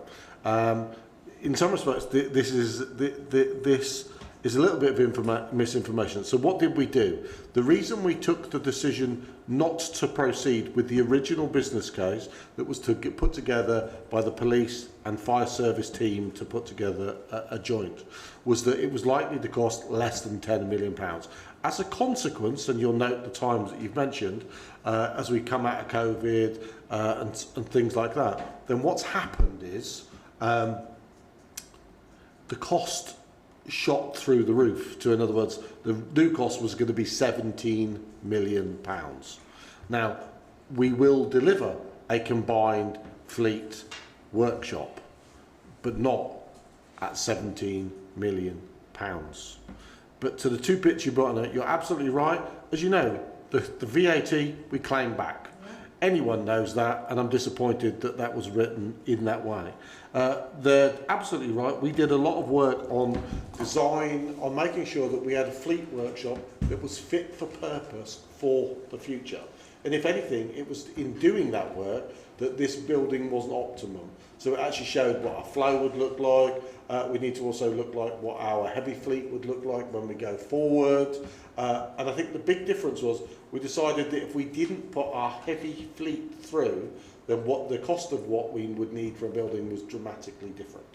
I will be bringing forth later on in this year a more detailed views of some of the decisions that we have just recently taken at our Estates Board this week, we have an ideal site in which we will build our own, which will deal with our combined fleet. The location of that and all that, obviously, for obvious reasons I've just mentioned, I should be very careful on what I'm saying about that. But the actual piece that the 525,000, that was on what our needs would be. That's not some sort of lost piece. It kind of implies that this was something to be put related to our building. It wasn't. It was a wider piece of work for I think. It is the design and work we will spend on our new building that we will be commissioning later on the year. That is now moving forward to a business case that we're doing. However, they are factually correct. There is the risk that as a consequence of stamp duty, there will be a small loss on this building. But it will not be, as a custodian of public money, it will not be tens of millions, potentially I'd probably save something like £8 million by not going ahead. There's nothing I can do about inflation and the cost of what it was going to do in terms of things. So we took a pragmatic decision. It wasn't an easy decision, and one I brought forth there. This was unhelpful because it's factually inaccurate in terms of the numbers. But what he is saying is there is genuinely a small loss that we might think on it. Now, nobody likes a loss on anything, and I can assure you that will be made up in other places. We have sold a building that our book value is higher, that probably mitigates some of those, but that still doesn't make it okay. But with the decision and the information and the circumstances, as we've come out of COVID, Brexit, it was the right decision not to proceed. But I can reassure you, we will be moving forward on a joint fleet workshop, and I'm very excited about what we're bringing together as a consequence. But the good thing is, it will be affordable, and Mrs. King probably wouldn't have let me go ahead with this stupid amount of money. In all viability, it didn't make sense. So, but I thank you very much for asking that, because it's given me the opportunity to clear that one up. Very much appreciate. Thank you very much. One of the things I have mentioned earlier on with Helen King is that on the 20th of April, I have sent a questionnaire for her to respond. And I've said to her, thank you ever so much, because the clarification on many of the questions has been provided. However, she did say that some of this information she was provided, because we were not at the unturned position, all these factors could change. So for not getting into a lot of detail, perhaps you could send me a response to the change that has occurred and what impact is going to have on the reserve, because there has been some of the question about one-off taking from the reserve, and I want to know if the outturn is dramatically increased in terms of the cost and impact of your decision. I would appreciate that very much. Thank you. Absolutely, Mrs. Shields. Chair, I can either include the update in the September panel report if you would like to. I think that would be the best way forward. That would be helpful. Yeah, I can do that if that's okay, colleagues. I will do so. Thank you. So we did have one last speaker, Councillor Mercer. Councillor Strachan, do you have a super quick, super fast question? Yes, Chair. In terms of Northamptonshire, Earthbarton was central for the unified repair workshop. Will the new location be sort of a similar central in terms of Northamptonshire? Without giving too much away, because having learned my lesson, being very open last time, and someone stealing my copper and my pipes, although I haven't built anywhere, I'm looking for site. If the business case that I've not approved or not seen or hasn't been written yet, I would expect it to be built on an existing one, and if I had to pick a radius, probably within a 10-mile radius of where the Earls Barton current site is. So in answer to your question, absolutely and yes. Thank you. And final question. It was actually part of Mrs. Shields asked earlier on, and she was linking it to sort of sickness. But I just wondered if you'd got any comments on the number. It was again back to page 26 in the white. 26 on the white. Yeah, number of deliberate primary fires and number of deliberate secondary fires that are up. And wondered, I know there's the arson task force that is very active, but you know, is there more being done in terms of education, schools, etc.? Because I know certainly in Rushden we had, I don't know, 5 in a day or something like that, and it was quite worrying. 4 or 5, I think. Yes, as quite often you see from, and you make a really good point, in terms of burglaries, fire, some of those, quite often one person can be quite prolific. And what, as we've seen in some of these, one person being quite prolific is without being rude, is even more difficult to deal with than if you like a kind of a number of individuals. There are a number of initiatives in place in conjunction with the, you know, the County School Challenge was born out of the arson task force and the near tragedy of something that happened in Corby many years ago. Continues to be a proactive work and engagement also on firefighters with schools and stuff like that of why they shouldn't go around. It's very difficult. One of the things that was a real challenge for Northamptonshire Fire Rescue last year was also the weather.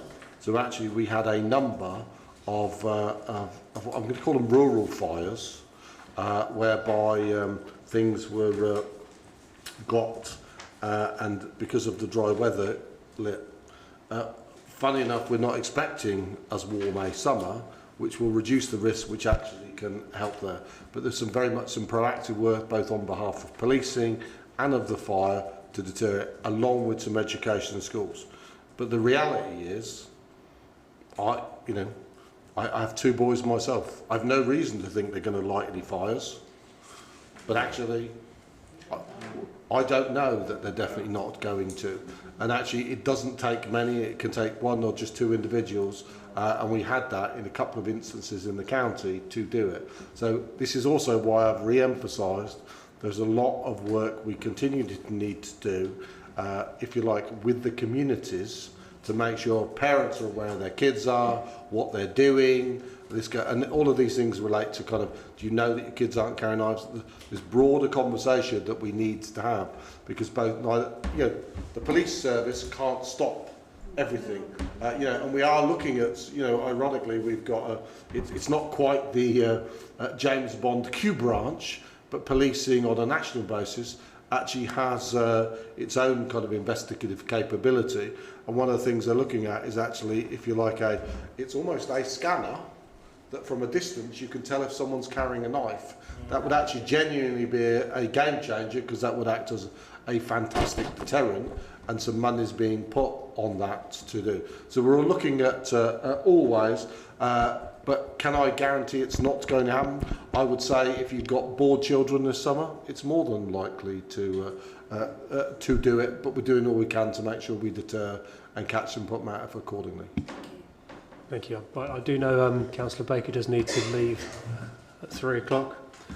So thank you. I'll organise it better next time. Apologies for us running late.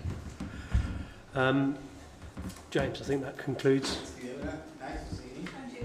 Take care. Yeah, so thank you, Chair. I mean, as is mentioned in the reports, as the Commissioner's mentioned, the Commissioner's required to produce an annual report, required to produce the fire and rescue statement.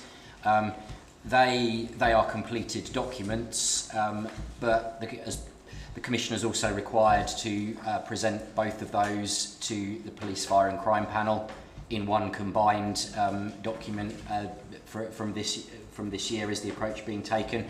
And the panel, as one of its statutory functions, is required to consider both of those documents, the annual report and the fire and rescue statement, and reach any conclusions, make any recommendations on those that it chooses to do. So there's obviously been an extensive discussion this afternoon, and if nothing else, the questions raised, the challenge, the constructive challenge provided can be included in that report, along with the responses the Commissioner gave. The question, though, is whether the panel wishes to go beyond that in any way, whether there are any resolutions, recommendations on the annual report, the fire and rescue statement that the panel as a whole wishes to make. So whether there are any points that have been raised by individual members that the panel wishes to translate into conclusions by the panel as a whole. And I mean, really with a view to reflecting the purpose of this exercise set out on page 22 of the agenda papers. So the guidance on scrutiny of the annual reports from the Local Government Association there is around understanding how objectives in the police and crime plan are being met, and I think perhaps particularly using panel members' own insight and independently gathered evidence to evaluate whether the Commissioner's conclusions set out in about the work he's done, the difference that's making, set out in the annual report and the fire and rescue statement are robust. So as I say, there needs to be a report on the two documents that goes back from the panel. If nothing else, that can include the record of the questions raised at today's meeting and the responses given by the Commissioner. The question is whether the panel wants to go beyond that in any way and make any resolutions, recommendations on those two areas. Thank you. Councillor Gonzalez-Savage would like to speak. Thank you, Mr. Chairman. Just a couple of points, really. Firstly, I think we should recognise quite clearly that we have the best performing police force in the country. No one's complacent, absolutely not, and everyone realises and appreciates the amount of effort and work that goes into that. But in terms of where we lie statistic-wise, we know, and accountability-wise, we absolutely know. We have interviewed clearly, as we know, also the Chief Constable through the Police Fire and Crime Commissioner, understanding the issues about the force, understanding the trajectory it's on. I think that has to be recorded and that has to be accepted and it has to be acknowledged, I think, by the panel. Clearly, the fire service has also got tremendous intention to improve its whole ethos of being here, as we know, with that community connectivity, and certainly from a staffing perspective too. There are a diverse workforce scenario between fire and police, and we must recognise that, and the communities within them. So I think that work has also got to be recognised, and in terms of the engagement, we've heard earlier on about the fact that clear recruitment is increasing in both areas and certainly starts to represent the community, I think, that it serves, and that's really important. So I would like to see those mentioned as recommendations, or certainly as points, observations to the panel here today. Thank you. Thank you.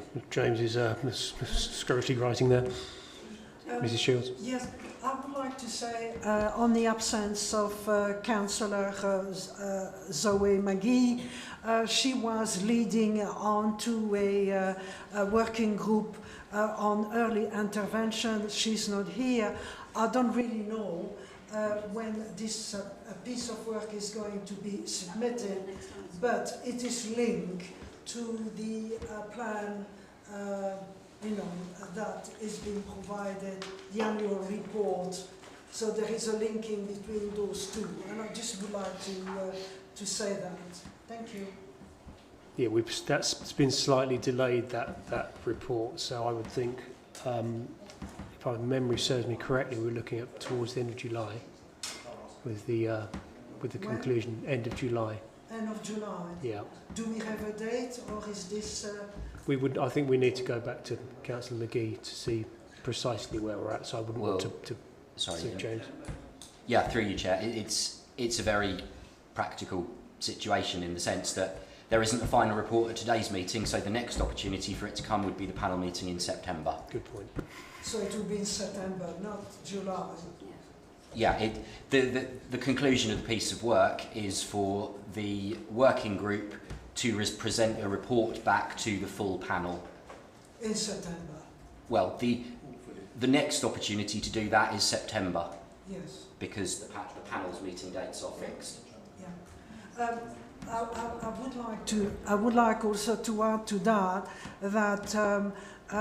it would be wise that the chair, Zoe Maggie, communicate these conclusions to Nikki Marzek, because Nikki Marzek did mention earlier on that she hasn't had any feedback as to the journey of travel, i.e. July and September.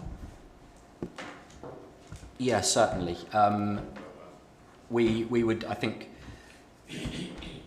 it would probably be good practice to engage with the Commissioner's office about the developing recommendations, and certainly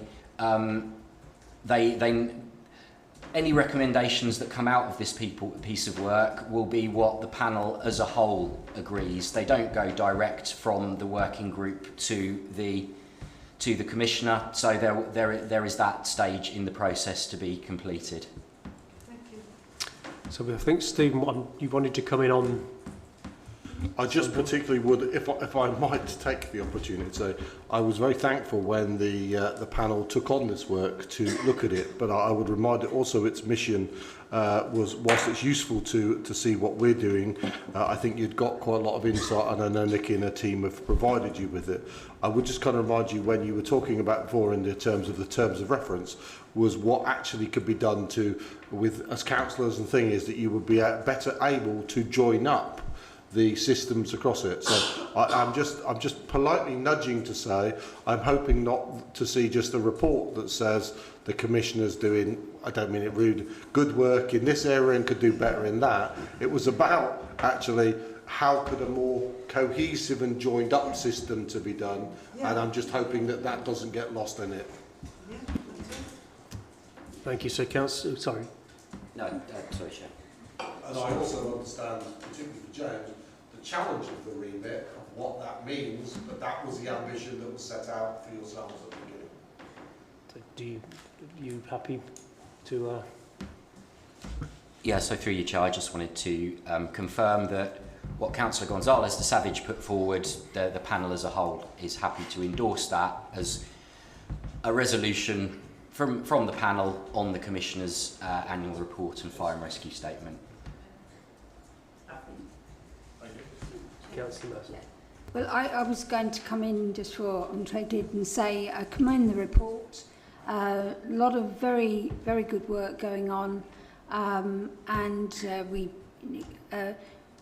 please keep us up to date with some of these new developments, and we're really interested to see what happens. As far as the working group goes, I thought that would be on the next item on the agenda.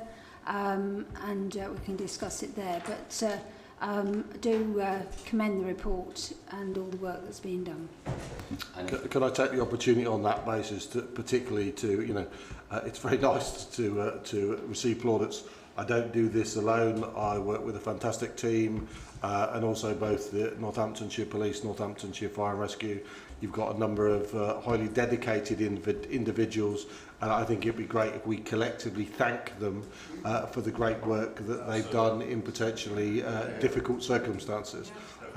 If I may be so bold, I would like to thank them, and I hope you'd join me in doing that as well. And one final word from Councillor Maxwell. Well, I'd like to know why the delay in the report what has actually caused it. That's my first point. And equally, I would also like to thank the people who actually work in police and the fire service for their fantastic work. I think it's sometimes we do not always realise what pressure they're under. And I think the report actually reflects exactly what they're doing. Yeah.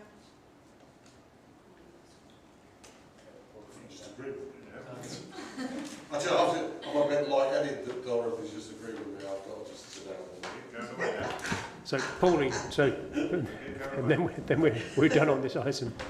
Thank you, Chair. I'm just saying I agree with everyone in terms of acknowledging the report and all the thank yous to everyone, but also just to be mindful that on page 51 of the report, it's saying that internal audit work for 2022-23, okay, is not yet concluded.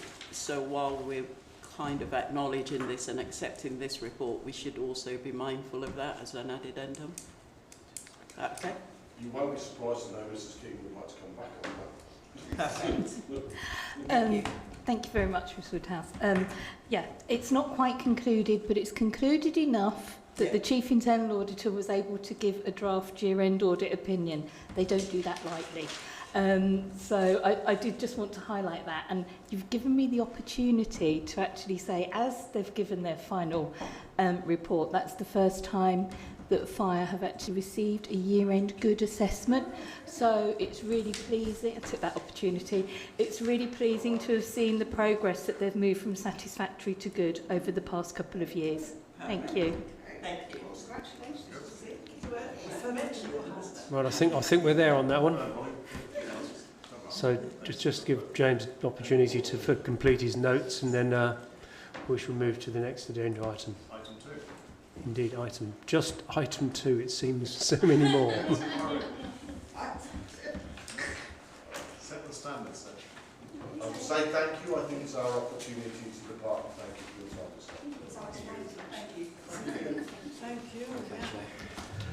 Okay, so It's already been emailed to this afternoon. Oh, that's great stuff. All right. Yes, I thought so. Yes. So that's about it. I'll send you my email. You have? Thanks for Thank you, went Nikki. wrong because they wanted to go out with you and council and stuff. Same time again next week, that's No, I know.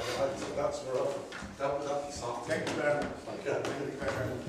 okay, so I'd like to Yes. I'd like to ask James to introduce the next item, that being the work programme 23-24. Thank you, Chair. So, as the first panel meeting of the new municipal year, this is the opportunity for the panel to consider its work programme for the year ahead. The panel obviously has some defined statutory functions, the things that it has to do, which are set out in the covering report at paragraph 5.1, page 56. But beyond that, it also has the more general role of scrutinising and supporting the Commissioner in carrying out of his responsibilities. So that gives the panel a degree of flexibility as to what it does, and the panel also has some considerable scope to choose how it carries out its role. So the different working methods available to it across its formal meetings, and the opportunity to work in other ways, working groups, for example, but also the additional things like briefings, in single workshop sessions, all of the things that could go into carrying out its role. So this agenda item is fundamentally about asking the current panel to identify what it wants to do in the year ahead and how it wants to do it. Focusing particularly on the work that the panel does, but also, thinking about the how, there's scope to go into things like information the panel may require, training that the panel may think would be beneficial, all intended to enable the panel to be informed about the areas within its remit and to carry out that remit to best effect. So there is an outline work programme presented for your consideration from page 59 onwards. That incorporates previous working methods, suggestions for future work by the previous panel, ongoing areas of work, and it's been touched upon there. The work around early intervention needs to be brought to an effective conclusion. Touches also on subjects like briefings with the Chief Constable and the Chief Fire Officer, briefings on at the start of the calendar year on the Commissioner's emerging precepts and budget proposals, things that have been done in the past that the panel may want to carry on but isn't obligated to. And it's important to say with the whole work programme that it can be informed by what's been done in the past, but it should be a work programme that is decided and owned by the current panel. So the outline work programme is presented for your consideration with a view to the current panel identifying what it wants to do in the year ahead. And then just to touch on a couple of more specific supporting matters. So the panel in the past has been a member of 2 network groups. So there's the East Midlands Police and Crime Panels Network and the National Association of Police, Fire and Crime Panels. The first one of those comes at a cost which can be funded out of the panel's budget from a Home Office grant. The National Association is free. So similarly, 2 things that the panel has done in the past, it's open to the current panel to decide the approach it wishes to take for the year ahead. I'm happy to take any questions, Chair, but hopefully the report is sufficiently clear about what the ask is and what the panel needs to decide. Thank you. So we've got Councillor Mercer, firstly. Okay, well, first to the 2 outside bodies, if you like, the East Midlands and the National. I've been on the National Executive. I'm happy to stay on that, and can't chair. You don't have to be a chair to go on it. It's just you have to be a member of a panel. So I'm happy to stay on that, and I'm happy to support that. And I hope the other members were, as you said, James said, there is no cost to that. I'm also happy for us to continue with the East Midlands, I think it's called. Can't find it. East Midlands Police and East Fire Midlands, Camp. yeah. And they give valuable training. But I'd also like to go on to say that I think it would be quite a good time for us to have some training. We've got 1 new member now.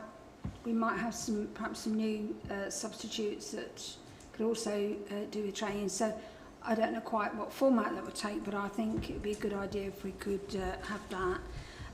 Also, we haven't actually met the new fire chief, apart from the confirmation hearing, which isn't really meeting.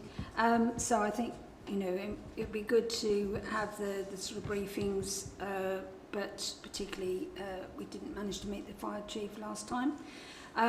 And as for the early intervention, I've been on that panel. It's been very interesting, but I think we need to sort of get on and have a meeting, see where we're up to and what we need to do to bring it to conclusion, because obviously we were supposed to be, it was a bit of a hiatus to start with, we didn't have many meetings, so that's why it slipped. It was supposed to be delivering back in April, I believe. Now we're in June and it's still not here. So I think I'd like that to you know, meet and conclude. But other than that, I think what, you know, the normal stuff that we've got on there is quite reasonable. Well, there's the delights of having the former chair who's clearly on the case. So thank you for that. I think pretty much agree with Councillor Mercer remaining on those various panels. I think that's really useful. I've got a number of people who would like to speak. So I've got Councillor Strachan, followed by Mrs Shields, followed by Councillor Gonzalez de Savage, followed by Councillor Maxwell. Yes, very briefly, Chair, I do support what Councillor Mercer has talked about and proposed, that we should stay with the 2 outside bodies. We should support both outside bodies. And I would also like to say that I have already had a one-to-one with the new fire chief. Although Councillor Mercer mentioned that we haven't. I have had a one-to-one with him. Yeah. Thank you. Yeah. Mrs Shields. Yeah. Yes, I think myself, Jill, that since you have stated that you would like to continue, because you have read all these meetings before, so it's very important that you continue if you're willing to do that. And I certainly think, having been to many of frontline consulting, I think they are very useful for workshop, for changing idea and solution to any problem. So I find that very useful. And as far as the cost, well, you've said that it is under the grant, so there is no problem there. The other thing you were mentioning earlier on is that if you remember when we attended, most of us, on the consulting one, there was a gentleman who said to me that he had a welcome pack and he gave me his business card, and I tried to get in touch with him. He went to hospital, blah, blah, blah. I won't go into the detail, but it has not been forthcoming. So because we have a new person coming in, I'm just wondering, because you know, this is an ongoing sort of thing. Will it not be useful to make our own welcome pack with the expertise and the know-how that we all have to formalize something? So like that, any new person coming in, you just hand it a welcome pack. James. Through you, Chair, yes. I mean, to an extent we do provide that. So Councillor Baker, for example, when as a new member of the panel, she was sent an in-house brief guide to police and crime commissioners and police, fire and crime panels. It's sort of 2-3 pages, which given the subject, I'm quite proud that it's that short, and also links to information on best practice and the role of police, fire and crime panels produced by the relevant national bodies, so the Local Government Association and the Centre for Governance and Scrutiny. So I don't know whether I would aggrandise it to the extent of referring to it as a welcome pack, but similar sort of information we do provide. So we can summarise and say this is the welcome pack. Yes. Yeah. Formalise it so like that everybody knows it's what you said. Thank you for that. Just for everybody's comfort, Councillor Baker has previously sat on this panel, so she has some considerable experience already. I got the pack when I joined, and it was sufficient and the training as well. So I'm standing corrected. Not this panel, but a very similar panel then. So within yes, she's still informed from that. So. Councillor Gonzalez-Savage. Thank you very much, Mr. Chairman. I think a point was raised about Mark Jones and the Chief Fire and Rescue Officer not having maybe met him personally. I know that colleagues around the table, some have and some haven't, and I think it's really important that briefing does take place. And I suggest it's not in a council offices. Effectively, it's on patch. We've had it at Derby House before, but Wellingborough we had a police engagement there, which is very good indeed. And I would recommend that we had a refresher in terms, that would be everyone, in terms of people who are effectively subs for us, not able to be at the meetings occasionally. So that would be important, so everyone has the same level of knowledge if that's possible. And if for any reason that can't be made in person, then at least let's offer that as a hybrid type model. I'd like to encourage we do it face to face, and maybe you can show us his new shiny toys too, because I'm sure we've all got some interest in. We'll all nip up to Mearway and see what yeah. So, sorry, just for clarity, Chair, is the panel saying that briefing should be with both chiefs, but perhaps particularly with the Chief Fire Officer? Chief Fire Officer, okay, so you're not talking about something only with the Chief Fire Officer, both chiefs. And suggest it does take place, say, at Mearway, which is central and easier parking, etc. That would be useful. Thank you. They might appreciate us, the panel, going no further than saying on site at an appropriate location and leaving the choice of that to them. With a bright, shiny fire engine. Absolutely. If they don't park at Derby House. Councillor Maxwell. I think it's good that you're going to carry on with going to the session with the police. Is it association? National Association of Police, Fire and Crime Panels. I would say, however, this time, if you could give us a written report from the one you went to last time, because actually I don't remember seeing one. Well, actually, we have them monthly, and we had one this week. But they're mostly sort of. I mean, for instance, we had somebody from Nottingham whose road was cordoned off because of the dreadful murders. So, you know, sometimes the conversation is not necessarily something that you'd need to pass on, but I will try to feedback a bit more of the information.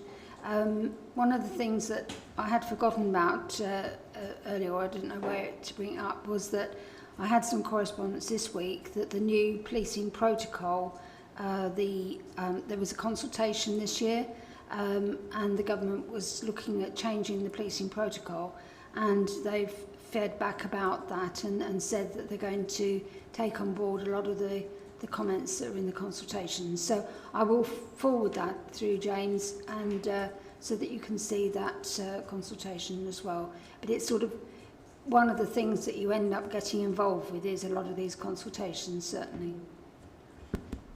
The reason why I ask, actually, I mean, whilst some information might not be important to you, it is important to us. I mean, I think we need to be keeping abreast of what updates are happening within the police and fire forces, but also at these meetings, various things come out, and I just think we need to be aware of updating both politically and what's acceptable.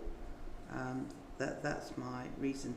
I would also like to actually have a meeting, which you've actually suggested, with the police chief, but this time not to have a meeting where he gives us an actual demonstration of what they're actually doing on the ground, but I would like to take the opportunity for us to have a meeting whereby we can ask him questions which the residents ask us, which at the moment, let me tell you, isn't happening. And I think that one of the issues is that the JAG meetings, which were held for councillors, but for the villages, etc., are not happening. So the people in the villages who represent that particular council as a JAG member are not actually getting the information that they require or help. James which used to come in here. Thank you.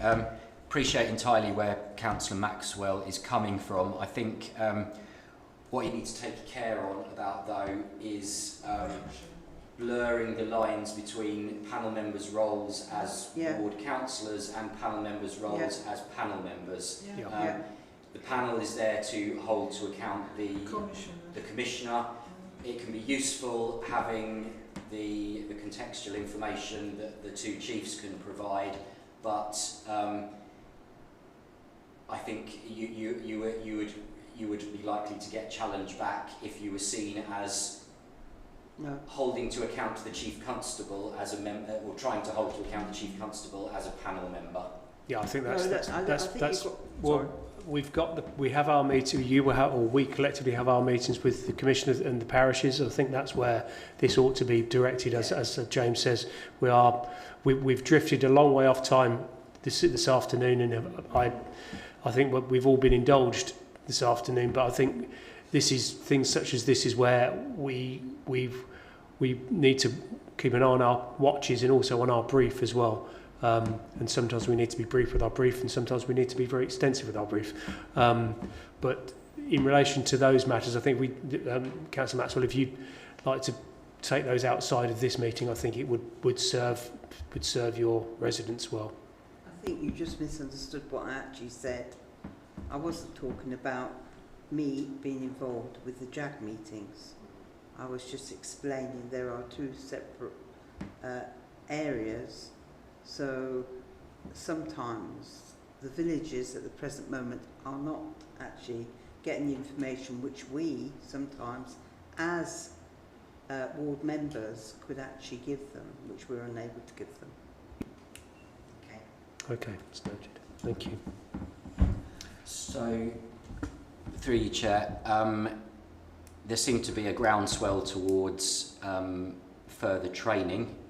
It would be useful to know from you what kind of area you wanted to cover. So, are we talking, say, effective scrutiny, questioning skills, something like that? Understanding information. They're all areas that might possibly follow from the way it's been raised. Yes, I think you absolutely hit the nail on the head there. So the panel, the effectiveness of the panel as a scrutiny body, as a starting point. Okay. Okay. And there was almost universal approval for carrying on involvement in the two networks. And you've given a clear message that you would like a briefing session with the two chiefs as soon as possible, and about how that might be, how you want that to be conducted. And I think we're in agreement with regard to a face-to-face as opposed to an online. Ideally, yes. Well, I did indicate a hybrid case. Yeah. I think we want an ideal face-to-face. Face-to-face with the opportunity to join remotely if that's the alternative to not being there at all. Because it is a training event as opposed to a panel meeting, so that is but certainly not remote for everybody. No, not encouraged, but we're being inclusive. And on that, I think the inference was that if we have a presentation but then don't get any time to ask questions, that's less useful than being able to at least have some time at the end to ask some questions. And I think on that presentation front, I think it was always useful to have sight of the slides prior to, because we can then prepare, be better prepared, I think, can't we? Yes. I can imagine that they might be keen to. Well, I'll raise that and I'll see what response we get. They may be keen to ensure that information given to you is appropriately contextualised. That's fair enough. I think okay. So they may want to have some headline slides that we can prepare from. Then they something can to think they about. can give us a surprise too. So yes. Presentation teaser. Yeah. And otherwise, is the outline work programme broadly satisfactory to the panel? Next item. So I think we're all happy with this, with the work programme. Yes. Yes. With those. I think that was unanimous. Okay. On the work programme, what I need to also highlight is the schedule of meetings which the panel previously agreed includes, which it shouldn't have, a meeting on the 18th of April. Appreciated since that is far too close to the potential election for a Police, Fire and Crime Commissioner at the start of May. Never mind any other elections that might coincide with that. So, subject to the panel's agreement, that will need to be brought to an earlier date. A quick look at the West and the North's meeting calendars suggests that the 28th of March might be possible. But I think what I'd like to ask the panel to agree at this point is that yes, it's happy for that meeting to be moved earlier on a suitable date. Yeah, I think we could all absolutely agree with that. Yeah. There was one other thing you mentioned about the term of office of the independents, and that we might need to run during this year, interviews or renewal of that. And I wondered if you could just advise what timescale you think that needs to be done, so we can put that in the diary. Okay, so the timescale that we've run in the past, which I would look to use again unless there is a good reason not to, is that the proposed arrangements are brought to the panel at its final meeting of the year, so potentially late March 2024. We then run an advert and recruitment process sort of April, May, potentially early June, to enable that to be concluded in time for appointments to be made by the first panel meeting in 24-25. So that would potentially be mid to late June, maybe as late as early July. I guess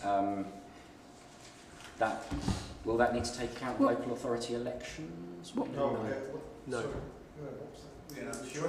Was it local or 12th of May 2025. 25 is yeah. Yeah. We're talking 24 here. But I know there's nothing 24, is there? I thought the election was next year. No, No, so commissioners. So councillors are all in place till May 25. That's right, 12th of May. Yeah. So you will all be in a position.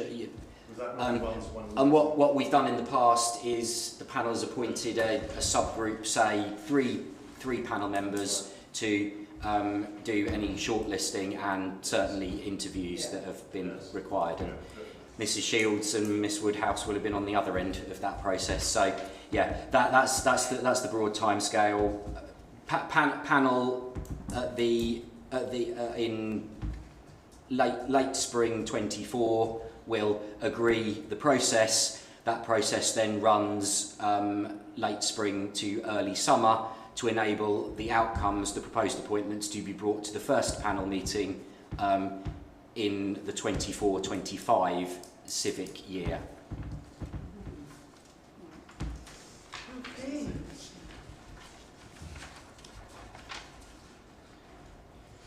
Okay, and then final item on the agenda is appointments to the Police, Fire and Crime Panel Complaints Subcommittee for this civic year. So, as members will be familiar, and as the report set out, the panel has various statutory functions and related processes for dealing with complaints about the conduct of the Commissioner received from members of the public, should we receive any. One of the elements of that is the appointment of a complaints subcommittee to operate the informal resolution process that the panel is required to follow. So again, at the start of the new civic year, the panel needs to make appointments of councillor members essentially to that subcommittee, which is 3 members from the Conservative councillors on the panel and 1 member from the Labour councillors on the panel, with substitutes also if the panel chooses to appoint them. So Councillor Pritchard, who's been on the subcommittee in the past, isn't at the meeting today, but has indicated that he would be prepared to continue. So as a minimum, we need 2 other Conservative councillors and 1 Labour councillor. And then independent.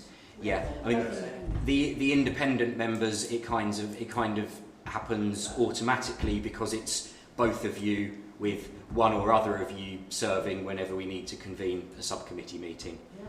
So, Councillor Pritchard, Councillor Maxwell, Councillor Strachan, did I see an indication? Yes, James, thank you. And then you have 2 substitutes. Well, we need a 3rd Conservative as well.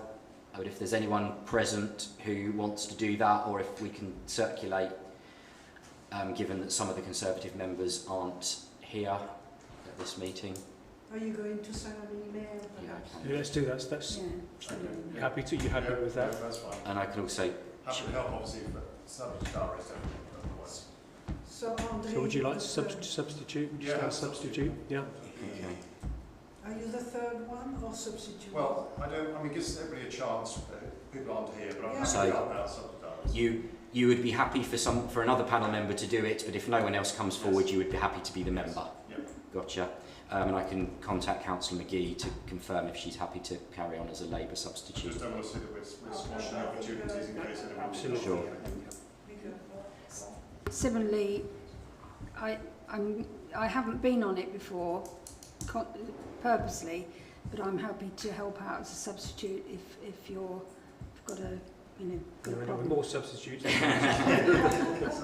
Okay. We will confirm by email the last place following the meeting. That's it. I think we are. I think we're cooked, aren't we? Yeah. Yep, there's no urgent business, Chair. Oh, thank you everybody. Sorry it's run over by, according to that clock, 42 minutes. 3 hours. We need to we'll try and get it a little tighter next time round. But thank you for coming and draw the meeting to a close. Thank you. Thank you. So, John, All right, so you have to walk up.